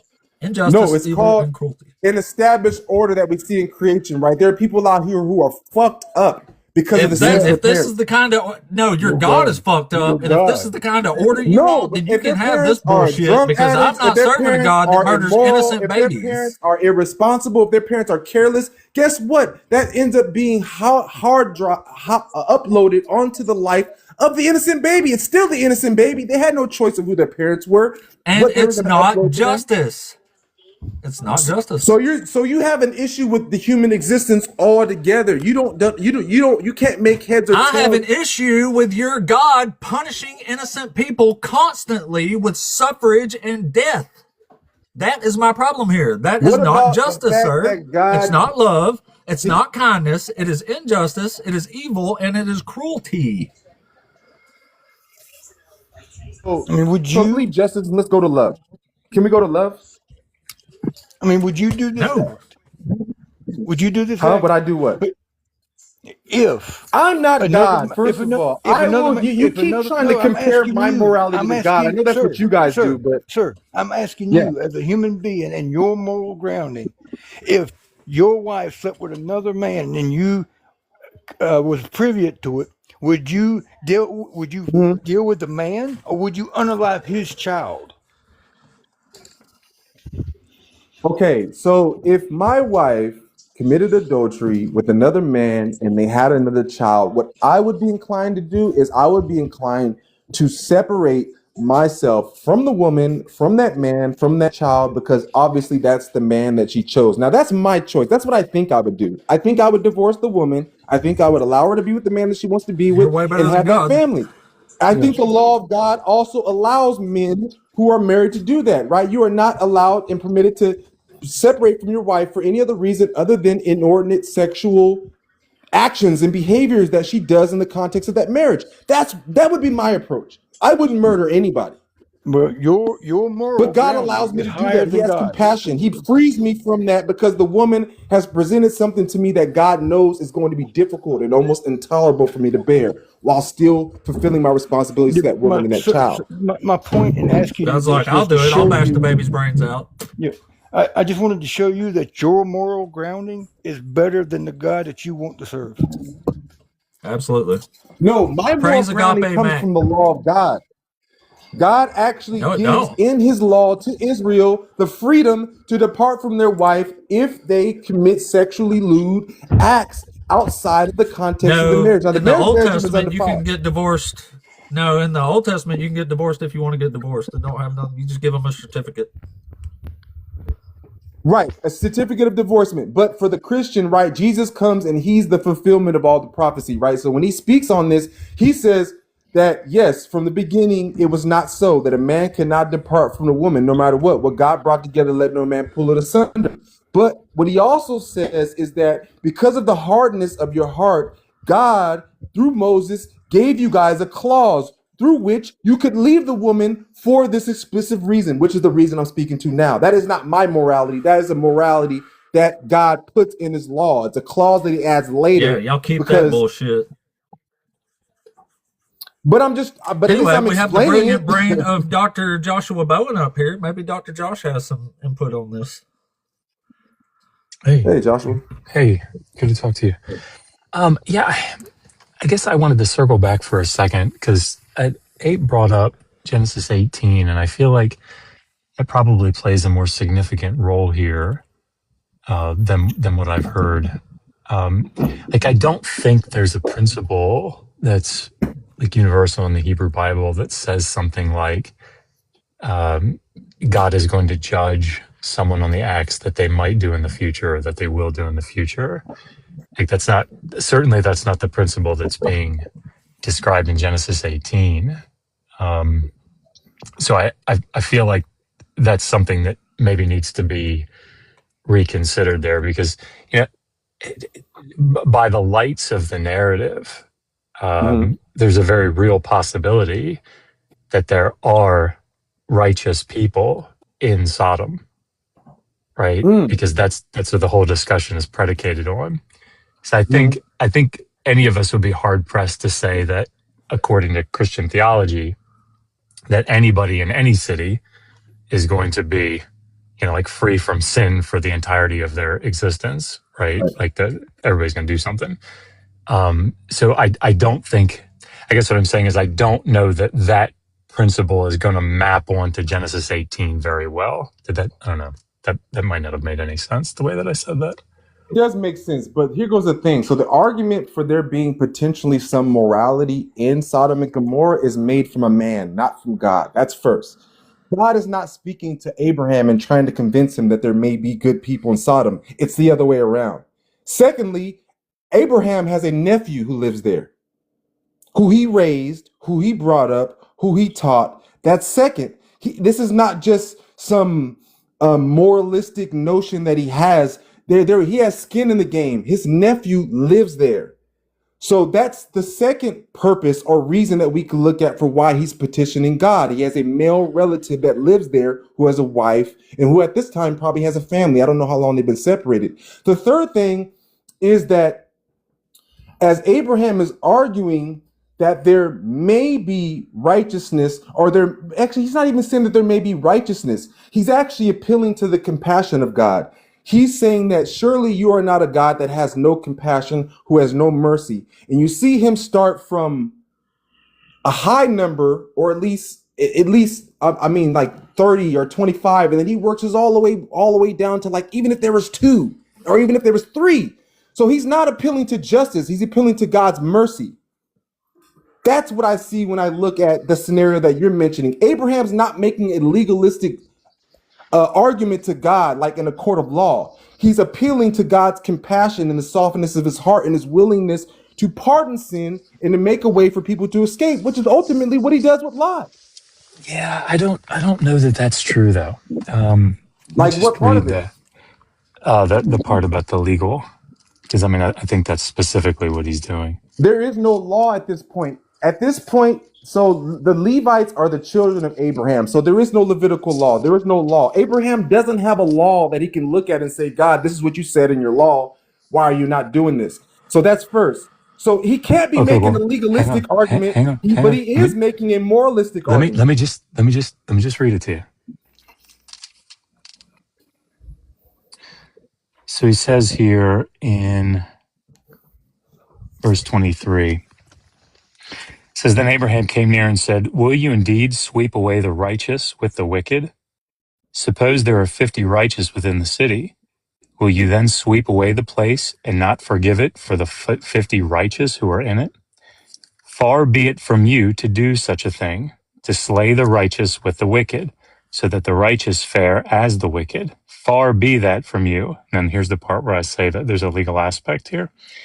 Shall not the judge of all the earth do what is mishpat is the Hebrew word here. It's like justice or correct judgment. So I don't think this is an appeal to mercy. I think this is an law then. Because if he's appealing to an objective law, what law does Abraham have at that time? I don't think it needs to be to an objective law, right? He's just referring to... Well, how are you going to make an objective judgment without an objective law? You can't... The Bible says where there is no law... Agape, you're missing the point. The law doesn't matter. It's just the standard that they're discussing. He's not talking about a law. He's just saying, certainly you won't do something that's unjust, and God is agreeing with you. No, just and righteous are two different things. Just is fairness. Righteous is totally, perfectly incorrupt, no sin, no violation morally whatsoever. Those are two completely different things. You can make a judgment for somebody that did something morally wrong that makes them have no consequences because the judge can give them leniency, probation, this, that, and the other. That's the judgment, but it's not a totally righteous judgment. It's a judgment that includes other considerations. This is what we see Abraham appealing to when he's talking about the perfect righteousness of God. He's not talking about his righteousness. He's appealing to justice. He's saying you shouldn't wipe out the righteous with the wicked. And God said, yeah, I would never do that. But what I'm trying to establish at the very same time, and we get all can establish, like when we determine what is bad in terms of like the law, we have an objective law.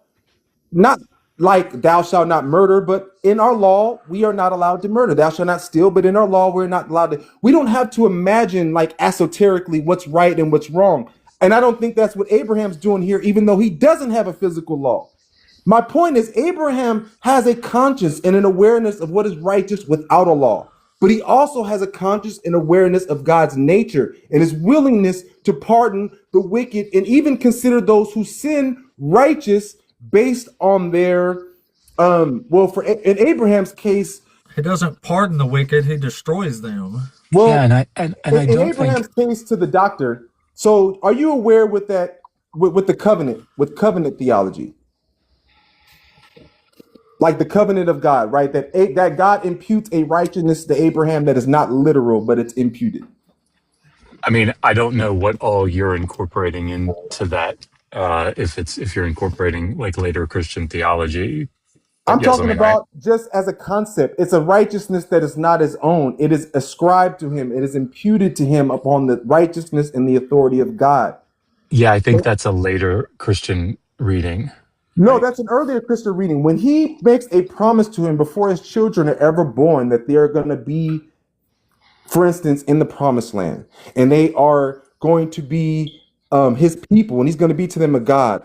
This is spoken of in Genesis long before the New Testament, and it's given to Abraham by promise, and he's called righteous without a law. This is covenant language. This is established as early as Genesis. Are you aware of this? Yes. So, but I don't want to lose what we're talking about here in chapter 18, right? Because I think we're trying to understand what Abraham means when he says righteous. Agape, it's different. Agape, you gotta let me talk, man. Mm-hmm. Okay, because I feel like I let you talk. Go ahead. I'm sorry. And that's okay. So the point that I'm trying to make here is that in the ancient Near East, and including here in the Hebrew Bible, I don't think we have this sort of notion of these sort of objective standards that we're using in more philosophical philosophical language here, right? I think you were even saying this, right? They have a very strong notion of what it is to do right and to do wrong, right? And it varied, but certainly they had their opinions of it. And I think there's pretty clear consistency throughout the ancient Near East on this. Yes. So when Abraham here in the narrative is appealing to Yahweh, he's not doing so like based on the posturing that I know they've done wrong, but don't judge them for the stuff that they've done wrong. That's not really the appeal. The appeal is, look, you have a mixed group down there, right? And you have righteous people and you have wicked people.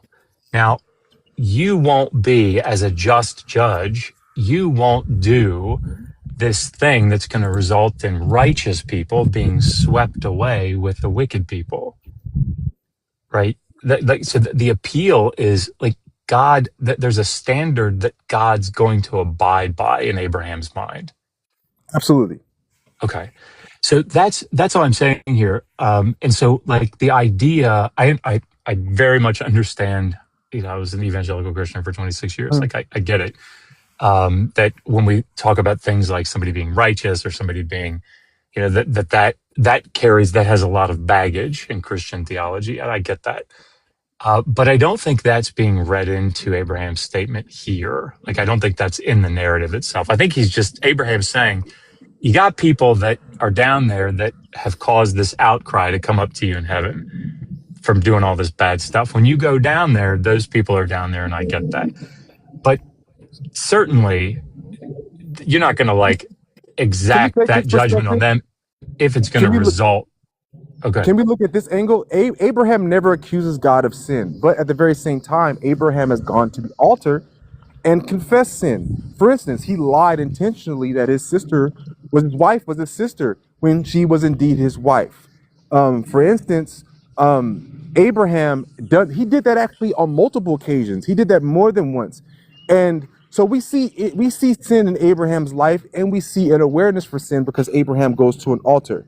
But we never see any evidence from the life of Abraham, or at least when he begins to have a relationship with God, where he ever accuses God of injustice or unrighteousness. Even when God asks him to sacrifice his own son, you never see Abraham indict the character of God or impugn what he calls righteous and just. You never see that. This is the man's conversation. If we're going to try to understand his mind, we got to follow the pathology of it from when God asks him to do things that we would say are evil. And Right. Abraham doesn't call those things evil. He doesn't even suggest that they're evil. Right. That's what I think you're making. You might be making my point here. Like I'm not suggesting that Abraham is accusing God of doing anything wrong. In fact, what he's doing is he's saying, you are always going to do the right thing because you are a just judge. So I'm going to draw your attention to that, right? And say, hey, if there's righteous people down there, as the just judge that I know that you are, you're certainly not going to wipe them out, right? Far be that from you. So I agree with you. In his mind, there's no way God's going to do something wrong, but that's why he's based on the way that God has dealt with Abraham, right? Abraham can't speak he can't speak experientially on how God deals with everybody individually. What he is basically, I would say, man, for sure, my wife would not cheat on me.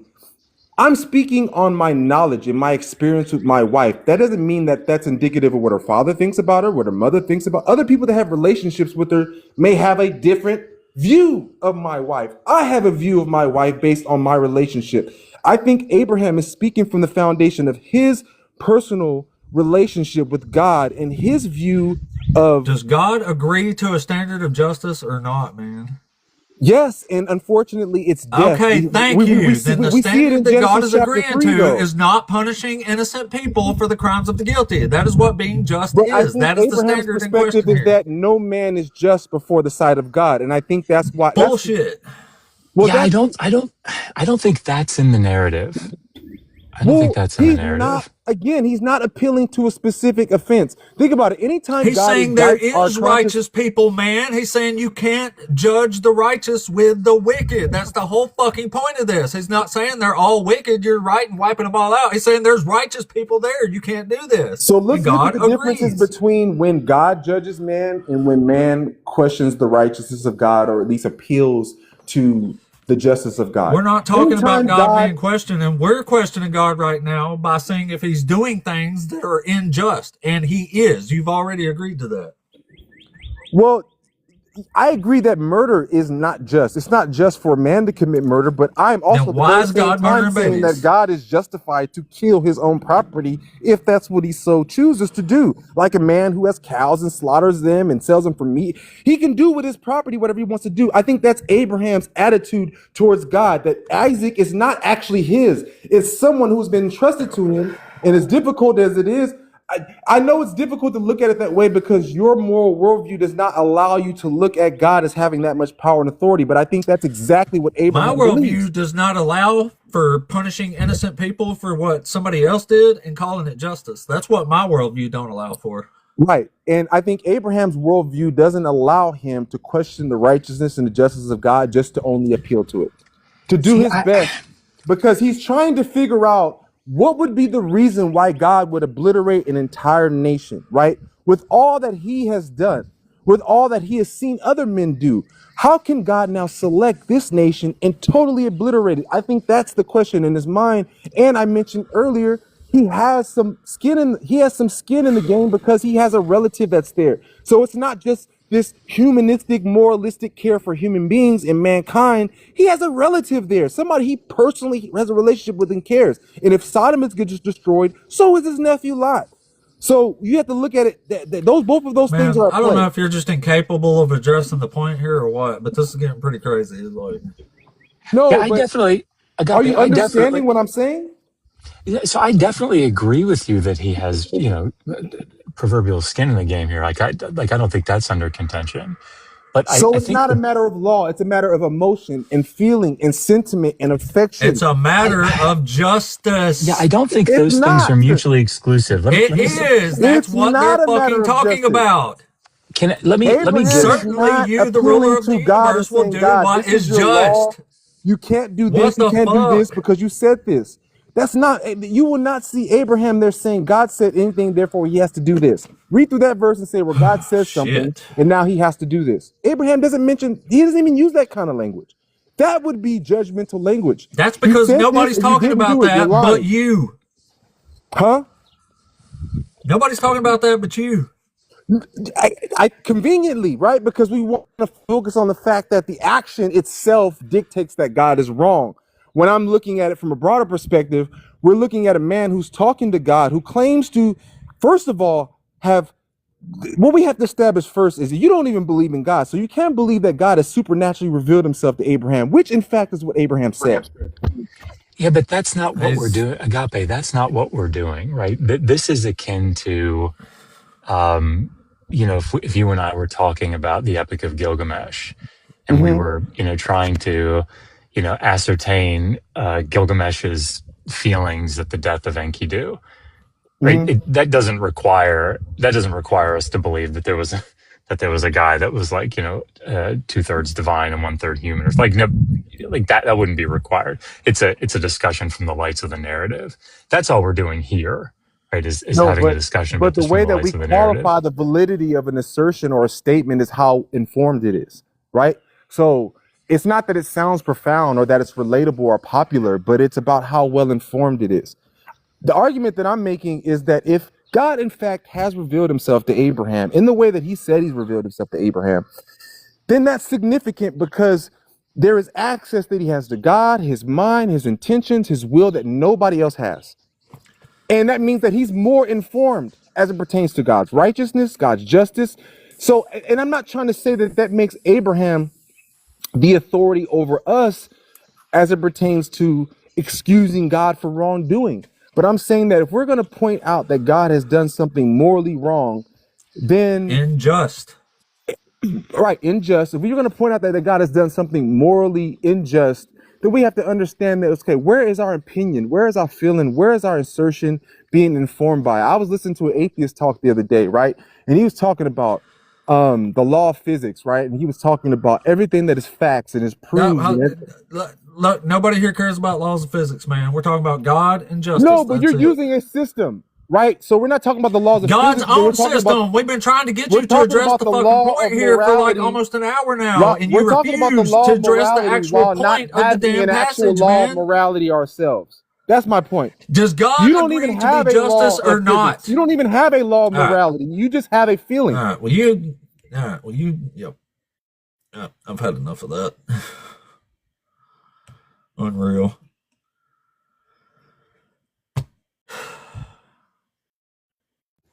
It is insane how hard they fight to make this look right. I couldn't take it anymore. It's insane, bro. I know I always say this sort of thing, but I just, just to be clear, if we're adopting the entirety of, what I suspect Agape's, Christian worldview was, nobody's making the argument that the narrative thinks, even in the Hebrew Bible, nobody's making the argument that the narrative thinks, the writers, the editors think that Yahweh did anything immoral. That's not on the table. I don't think that for a second. I think they go to great lengths to make sure that the reader recognizes that Yahweh is just.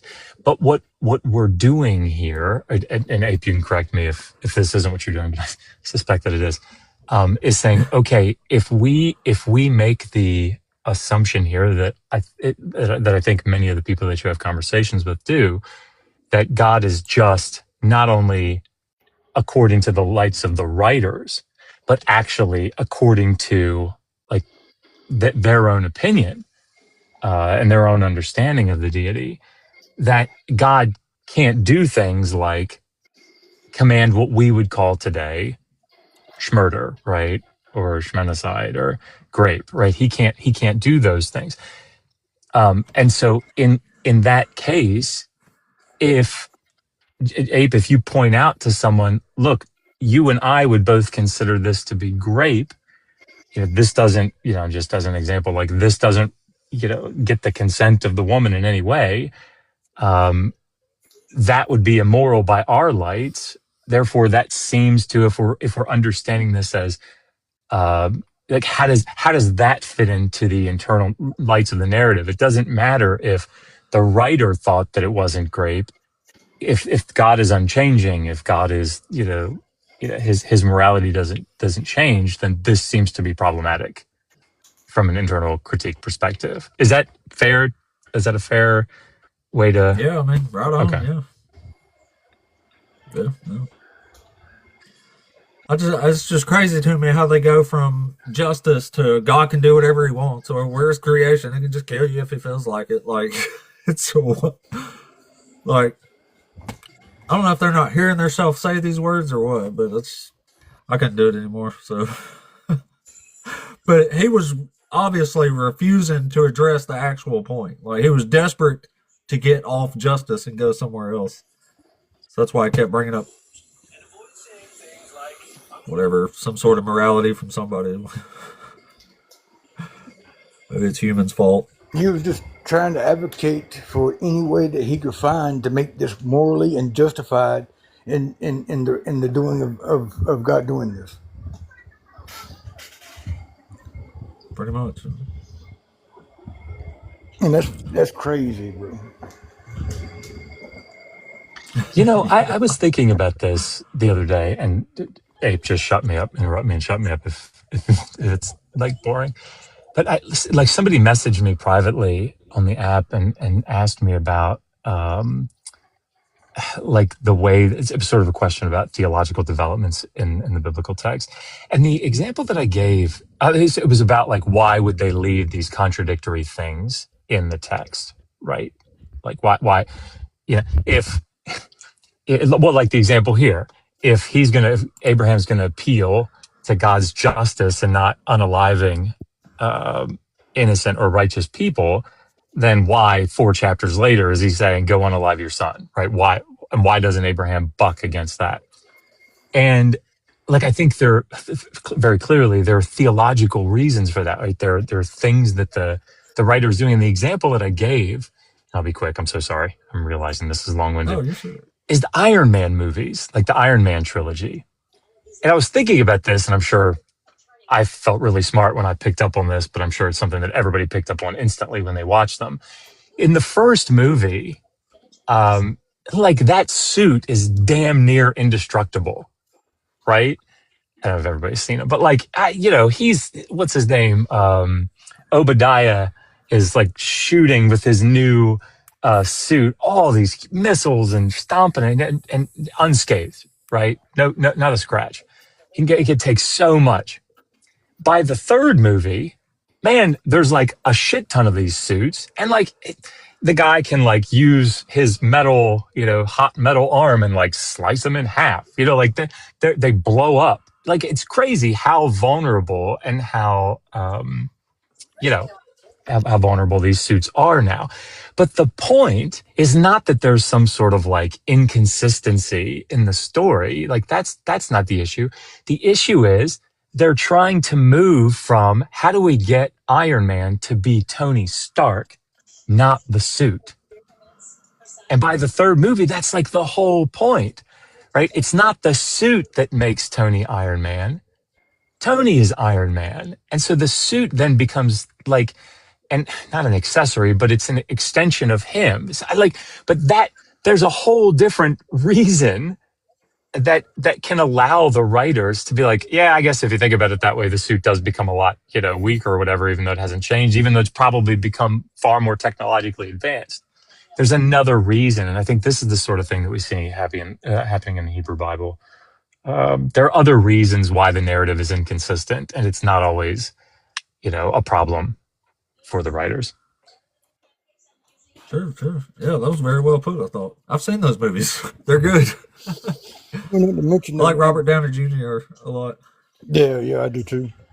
Not to mention, though, that a lot of times there's a deeper level of the meaning of the parable or story that they're even looking at, and considering this one even. There's another piece to this puzzle that they don't even realize. But that's, they'll get there one day.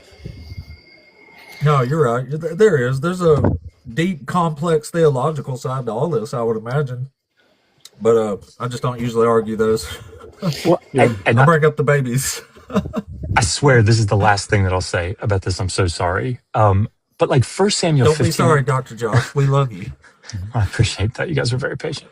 Like 1 Samuel 15, I think, is a really good example of this, because Paul Copan, again, he did another like 2 hour interview where he didn't take anything that Kip and I said on board anyway. But he makes a lot of this. It's got to be hyperbolic language in 1 Samuel 15, on according to his opinion, because the Amalekites show back up right at the end of Samuel, and it's like, wait, if you read anybody on this, if people can go read like Dietrich's huge tomes on commentaries on 1 Samuel, but the point of 1 Samuel 15 is written later.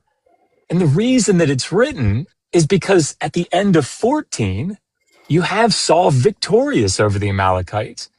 And in that form, you can't have Saul winning against the Amalekites, because David's got to win against the Amalekites, right? David has to be the one that wins. Saul has to be the one that loses. So 15 is put in there to to address how it is that Saul could have this victory, but then he still falls, right? And that's where his failure with the Amalekites comes in. So it's not an issue. Like, if you were to talk to the editors of 1 Samuel 15 and be like, how could you do this? Look, it says here they're supposed to be all wiped out, and but they show up at the end. It's like, it would be like somebody saying, look, this bullet didn't pierce didn't pierce Iron Man's suit in the first movie, but like it easily pierced it and blew it up in the third movie. How do you explain that? They'd be like, the fuck is wrong with you? Like, I'm making a bigger point here. That's not the point.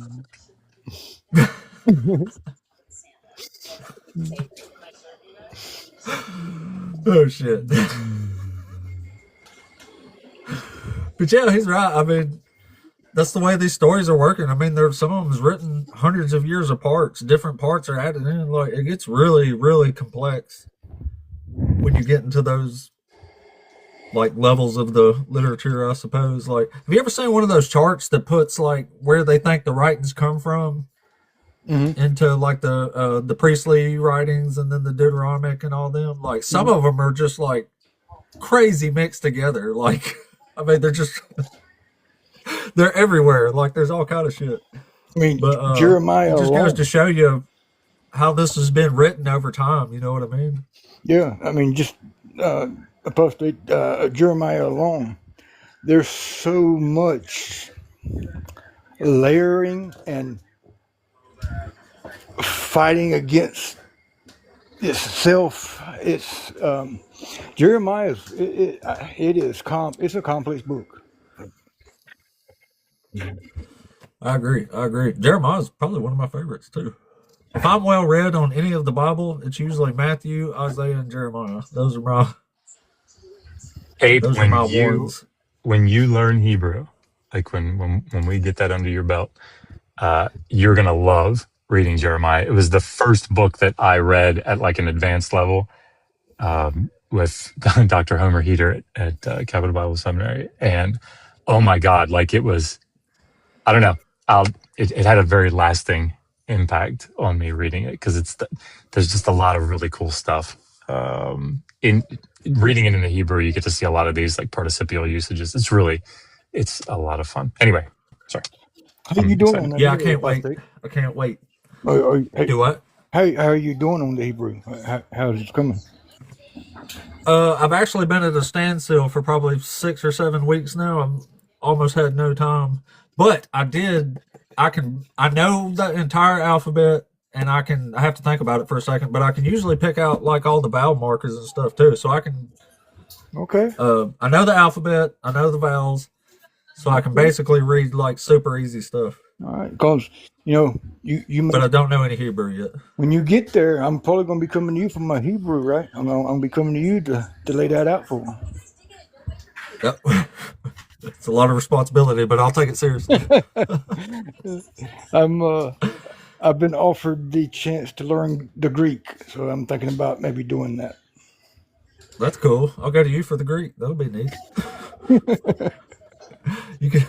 We had a guest up one time that asked Dr. Josh to translate. What was it? John 3:16 Oh my Greek God. to the Hebrew. That's so He said, funny. say it in Hebrew. Say the Greek in Hebrew. He didn't think that I could read the text, which I mean, fair enough. Like that's fine. But the way that he was going to test that is he said, well, say something really easy in Hebrew, like John 3:16. What? And I get, like, eventually I understood what he was saying, but of course, like, he's asking to speak modern Hebrew, and that's not really what the claim was. But anyway, Right. Yeah, it was really weird. It was funny though. Got quite the kick out of that. I am going to drop down just because I got to get back in here and get some stuff done. But thank you for having me up and for letting me ramble again. Don't be silly. Thank you for coming up. Yeah, thank you for the engagement, Dr. Bourne. Oh no, it's my pleasure. Thank you for having me. All right, Everybody guys. loves Dr. Josh, except Paul Copan. He ain't All right. listening to shit. Anyway, All right, guys. I'll talk to you. Enjoy. have a good one, Dr. Josh. Y'all, I am Tom. This dude was here co-hosting with me when we had like 5 people watching. Like, that's pretty facts. cool. That's facts. I hadn't seen you in a minute. It's really cool to see you, man. I hadn't seen you for a minute. Yeah. Oh man, I've enjoyed it. I've definitely enjoyed this. But just because I don't come up here on the stage doesn't mean I'm not down there watching you, brother. No, I've seen you around a few times. I'm glad you came up, man. I really appreciate it. It's really, really cool, especially since you've almost been here like from the very beginning, like since I very first started the stream. Yeah, man. It's been a pleasure watching you grow, bro. You like my number 1 fan. I'm just kidding. No, But, man, you're anyway, doing excellent, man. You're doing excellent. Thank you, buddy. I really appreciate it. I really, really appreciate it. As you can see, Dr. Josh became my best friend, so that's pretty cool. I see this. Hey, man. Hey, you got a legend in your corner, brother. You got a legend in your corner. So, hey. Yeah, he's all famous and shit. Like, it's pretty cool. So I was gonna stay on till about 10:45, but there's no one in the queue, and since there's really not enough time for like a dialogue on it anyway, I'll probably just go ahead and cut the stream for the day here. But before I do, let me thank one more time my co-host today. I am Time. Cool motherfucker right here, y'all. Y'all throw him a follow. Is it hey, did you say Theologos was are you actually related to him, or are you just calling your nephew? He is like I think of him as my nephew. Absolutely. Okay, cool. I couldn't remember. I wanted to get that right. I was calling your nephew. Theologos is badass, man. Like, I really like his stuff and personality and all that. Yeah, a lot of my learning comes from Theologos. Me and him studied together a lot, and he's taught me a whole lot through my course of time, of course. Yeah. And he's badass, man. I really, really like him. Has he showed you his website that he invented, created? I wrote it down and tried to pull it up one time, but my computer was being weird at the time, so I guess maybe I tried to mess with it and then forgot about it. But I've heard it's amazing. Like, the reviews are all that. Bro, it's remarkable, bro. Easy little thing for you, Apostate. Click on my bio, and there's a link in my bio that takes you right to it. Oh, yeah, I'll try that. As a matter of fact, let me make a note, because I need to put that. I need to go out and spend some time going over it and see, like, what's practical to keep on hand. It's CriticCon, right? CriticCom.com. CriticCom. I said com. CriticCom.com. CriticCom.com. Y'all, that is a badass. If y'all need to try that out for real. CriticCom.com. It's a Bible scholar resource, basically, but it's super easy to navigate. Yeah, and, it pulls from scholarly consensus across like 15 different databases. So you're only getting what is under scholarly consensus. So it disagrees with me sometimes. It disagrees with the creator. So it's not biased in any kind of way. That's for sure. But it disagrees with the creator. It does, absolutely, it does. That's awesome. Yeah, hell yeah, I dig it, man. But hey, I appreciate it being up here, man, and definitely will be joining back up here at some point. But I'm choosing to lay back a little bit and let you shine, bro. But I do appreciate. You're always welcome up here, man. You're one of the OGs of the Apostate. He was here when my name wasn't even Apostate Ape. It was Apostate Chess. Remember that? It used to be Apostate Chess. He was here then because it was barely any time. But I remember that. That's cool as shit. Man, we used to OG of the Apostate. We used to come in here and there'd be like 4 people, and Apostate would be like, I sure appreciate every one of you. I know it ain't before, but I appreciate every single 4 of you. And I remember those days, man.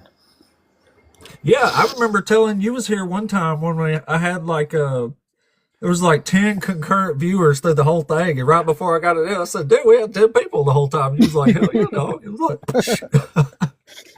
I told you back then. I said, "Hey man, you stay with it. You're doing good stuff." And I said, "You're going to grow." And look at you now. Yeah, I did it a little bit. I'm on the way there. I'm hanging in there, man. Hanging in there. This shit gets hard sometimes. Like yesterday, I literally had to take like a mental health break, man. I was just kind of in a bad mood with humanity yesterday. I have taken the last 3 days. I have taken completely off from doing anything. No more than maybe a little engagement on here. So I totally get you. It's hard. It's a tough thing to have these arguments every day, man. Especially with multiple people. And some of the crazies we get up here, like, it gets wild, man. Yeah, definitely. But Tom, I hope you have an awesome day, buddy. You too, brother. Enjoy it and live it to its fullest.